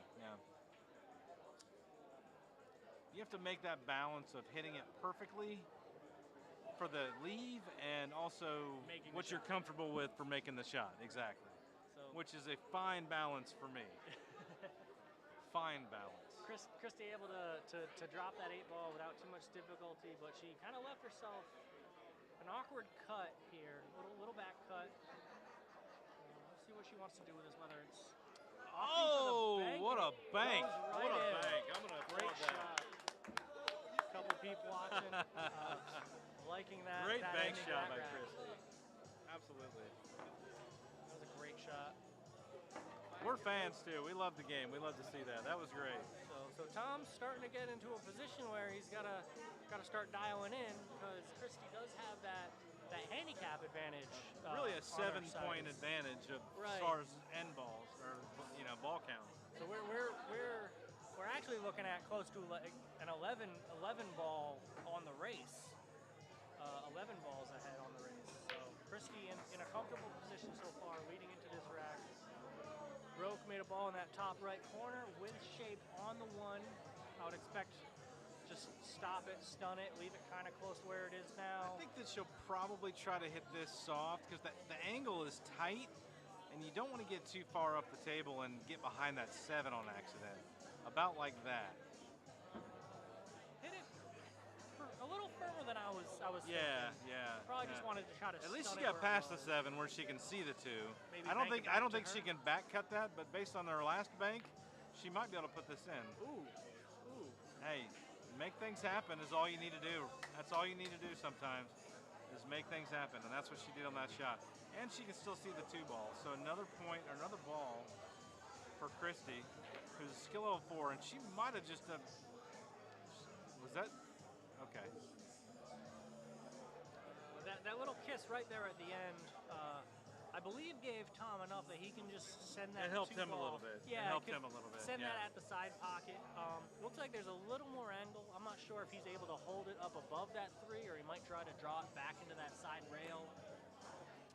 Oh, he might get the 3. Get Oh, this is becoming quite an adventurous rack here. Seems like Tom is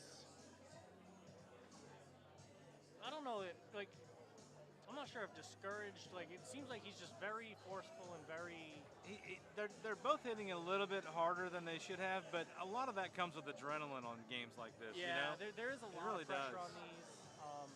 All these players have a lot of pressure on them. And all these teams have some tournament experience because to get here, you had to play in your city or world qualifier, and almost got the trip to Vegas, but got 2nd place, and that's how you qualified for this tournament. So everybody's got some tournament experience, but that doesn't make it easier to necessarily be, exactly on point when you need to be on point.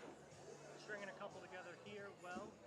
gets around that 6 That's, ball. So that's he exactly should what be Tom able needed to, right there. Let's see if he can get back in the groove here. Should be able to string a couple of these together. He can just do a nice little stop on this shot. That's exactly the speed that he needed to hit that. You need to kind of hit, even though you're doing a stop shot, you need to put a little bit of a draw on that. You need to time it perfectly to stop it like that. And Tom did an excellent job of timing that perfectly, hitting at the correct speed. I thought he would have went in the side there. Did you think, no, all the way down? I was thinking you went all the way down? Yeah, yeah. I think, like, because even if he had, you know, like with the pace he had, if he had, Yeah. I don't think it would have been that bad. Looks like maybe a bank attempt there by Christie. Yeah. I feel like she might have been playing a safety there. I'm not sure though. Here, But she hasn't played a whole lot of defenses, so it could have been that she was going for it. even if he does make this cut, Yeah. because the bank is kind of taken away with that 7. Oh, he went for the defense for sure. Okay, that was. It's well never a thought out. bad defense to leave someone on the rail. No. And and so I think that's a good shot by Tom. And we'll see what Christie does with it here. You know, maybe able to cut it all the way down. Certainly makeable in the side and all the way down. I think I'd be trying to send it all the way down. I think so too, but you want to try to hold that cue ball, or at least get it on the opposite side of the table, Yeah, and so just that gotta you be can have an angle. careful of that scratch in that situation. Yeah, In that bottom left corner. absolutely. This. Either way, the 6 ball has not been easy for anybody. Tom might need to use a bridge here. He is left-handed, so never mind. I was thinking like a right-handed person. But he is going to have to send it up and down the table. He is going to have to send it up down the table. I think he might have done that. Oh, the 9 ball really helped him there. Yeah, nice gentle kiss just to slow it down just enough to keep pace where he wanted. We'll call that a speed bump. Yeah. And a little Nice draw shot. Nice shot, yeah. To get shape in that top right corner. If he stays down, focuses, he should be able to make this 9 ball, and that's exactly what he just did. So just like that, Tom made it 20-20. He does have more balls to make than Christie, but he definitely got himself back into the match with just that one rack. Which he definitely needed to do. He definitely needed that. He definitely needed that. And I don't know if anybody heard the loudspeaker earlier, but we are on our 3rd match right now, 3rd matchup of this match, and the last 2 will be played as a sudden death. So they announced this started at 8 o'clock, and it is 11:15. In APA tournaments, sudden death begins 3 hours after the beginning of a round. And so we can see that the last 2 matchups of this match are going to be sudden death. So that's going to really change the dynamic and make it close. So we'll see what the strategy of the players are. But for right now, it looks like Tom made a ball on the break and has a decent attempt at the 1 ball here, with a 2 kind of sitting in the pocket waiting to be knocked in.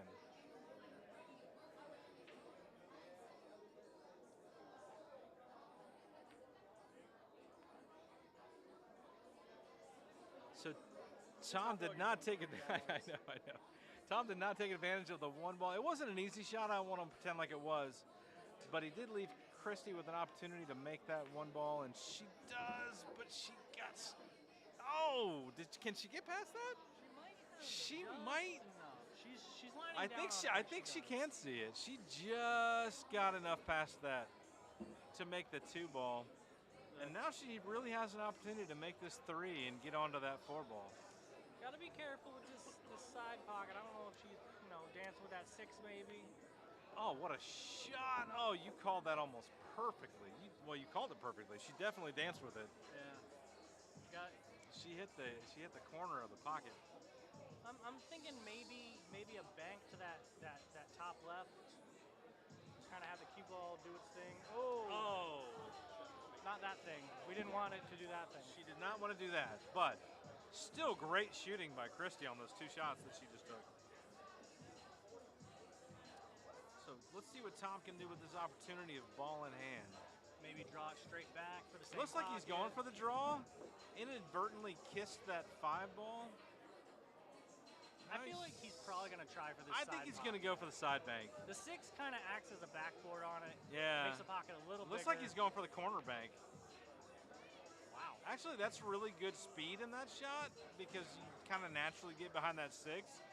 And now he's left Christie with a back cut on that 5, which is certainly makeable. but it's certainly more challenging.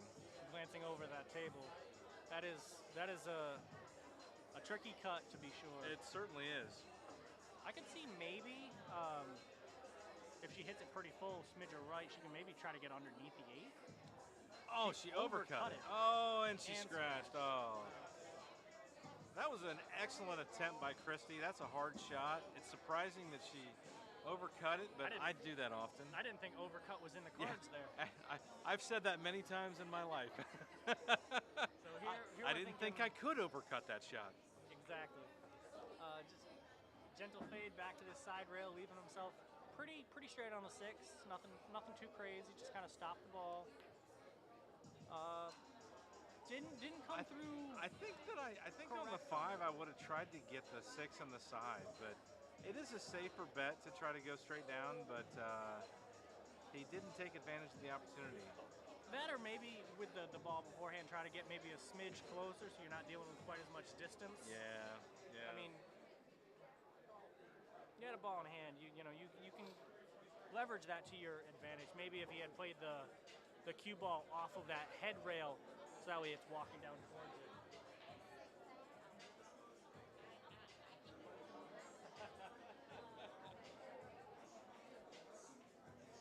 We got That's correct. We've got some help from part of Baby Shark's fan base here that says that Christy should definitely go for the 6-8 combo here. We'll see what she's taking a timeout with Y here. Let's see what Y gives her as an opportunity. Looks like he's telling her the same thing. I think that he's kind of going for the combo here. I feel like the shot afterwards may not. Oh, look at that.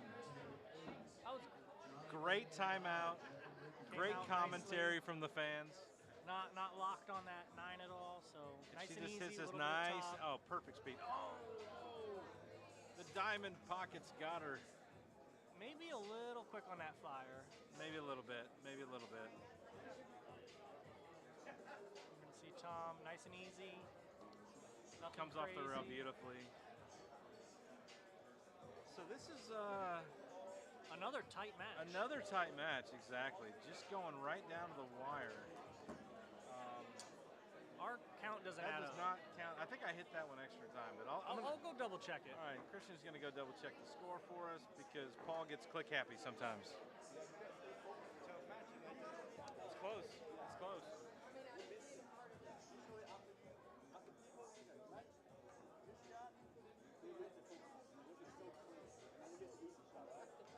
That's why when I make a nice tough shot, I slow way down. I walk around there. Like one time I do that. I slow myself down to refocus, okay? You're doing great, man. Wow, that was dead on.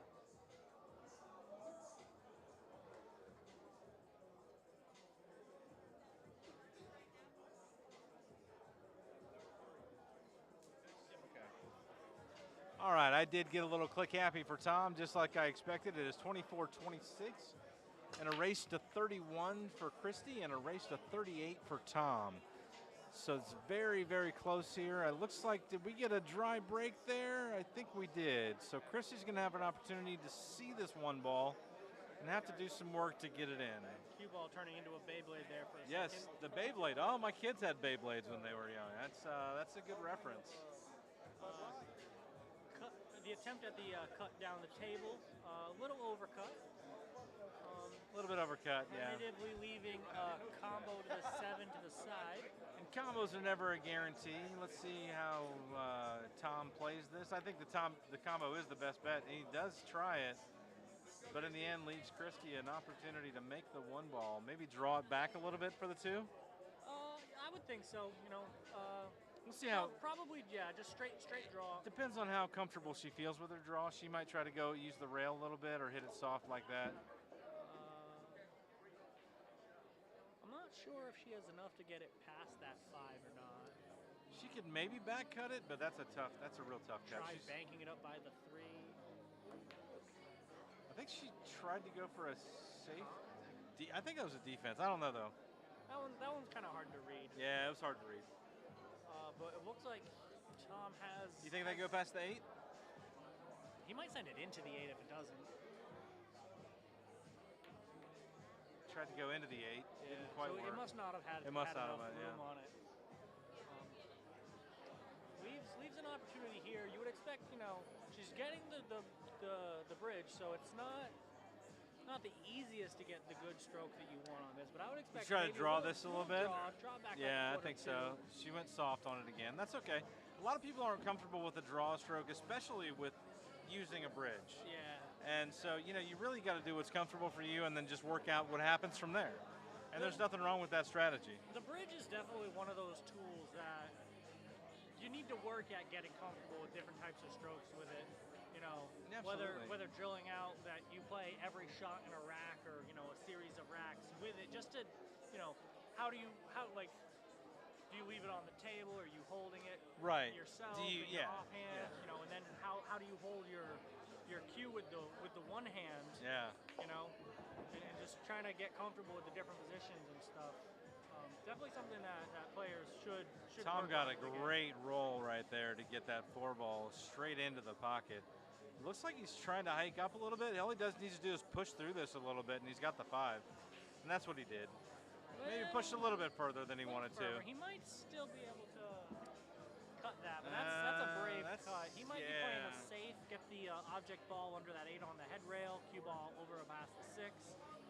Looks like he's going to try to cut it, yeah.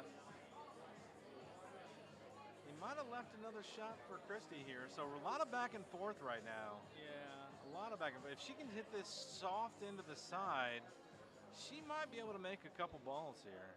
Cue ball is going to be But drifting that's down table. But that's a diamond pocket. We know how the side pockets have been, but she doesn't care. She's going to make it anyway. Great shot by Christy. This one, she's got to be careful she doesn't stroke through it too firm to send that cue ball down past that 7, depending what she wants to do with It's going to be very close if she does. That was decent. That was good. As far as like not scratching. Yeah. Not so good as the lead for right. Tom. Yeah. He as long as he doesn't do anything crazy here, should be able to either just snap, Probably stun this. draw it down to the rail a little bit. Maybe a stun it down to the rail. Come Yeah. back for the about like that. Yeah.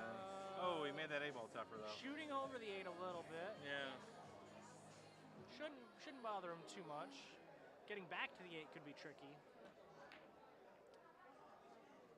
As always, making long shots is always tricky too. So That is it. absolutely. The more distance, the more accuracy required. Absolutely. Here she has a little angle. You would expect that like a draw right to come back down table, but you really have to, you know, kind of slug it for that kind of position. She was opting to just kind of naturally let it come across and take the distance, take the angle on the 8. Didn't quite work out. We're gonna see a relatively straight shot for Tom. He follows it Great down follow. pretty well. Great follow there by Tom. Great shot with the distance. Yep. And he left a little bit of angle. Don't want to be too straight here because it makes getting back to the 9 I was tricky. about to say don't hit this too hard. He I might get away with it. almost said don't hit this too hard because it's going to come off of that rail. He got a little adrenaline going on that shot, I think. Wanted to open the stroke a little bit. And He actually, did. Yeah.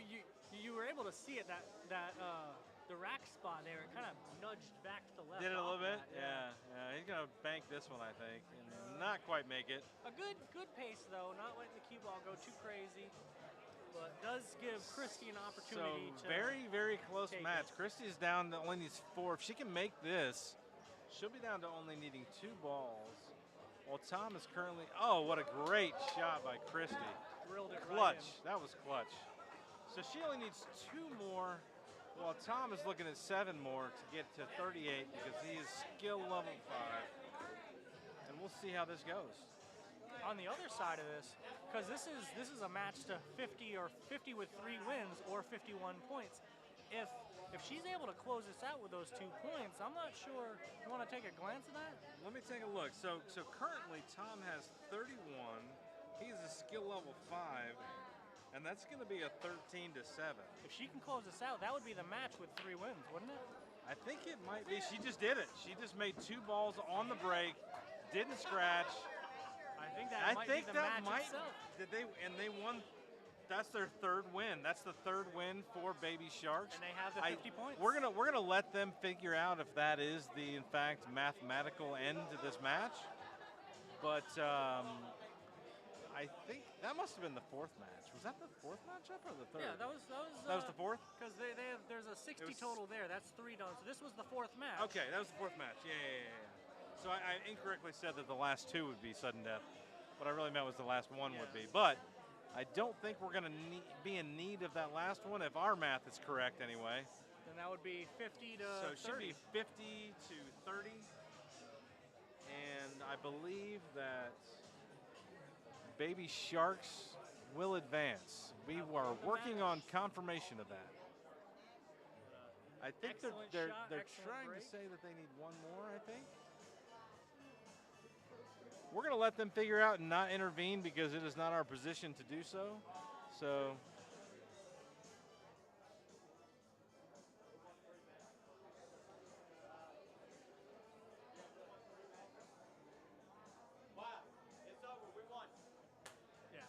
all right, I think they've just realized that they don't need 1 point.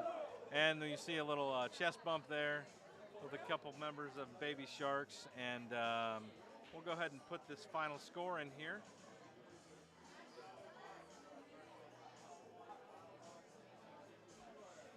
For Baby Sharks. And what was it? 30. That makes sense. It adds up to 80. All right, so I think we're going to wrap it up here. Yeah, I think we're done for the evening. I appreciate everyone joining and watching. Q Sports Studio will be back live tomorrow morning at 10 a.m. from QBALL in Jacksonville, Florida to live stream the semifinals for the next round of the APA Southeast Challenge. Thank you again for joining us, and we are out.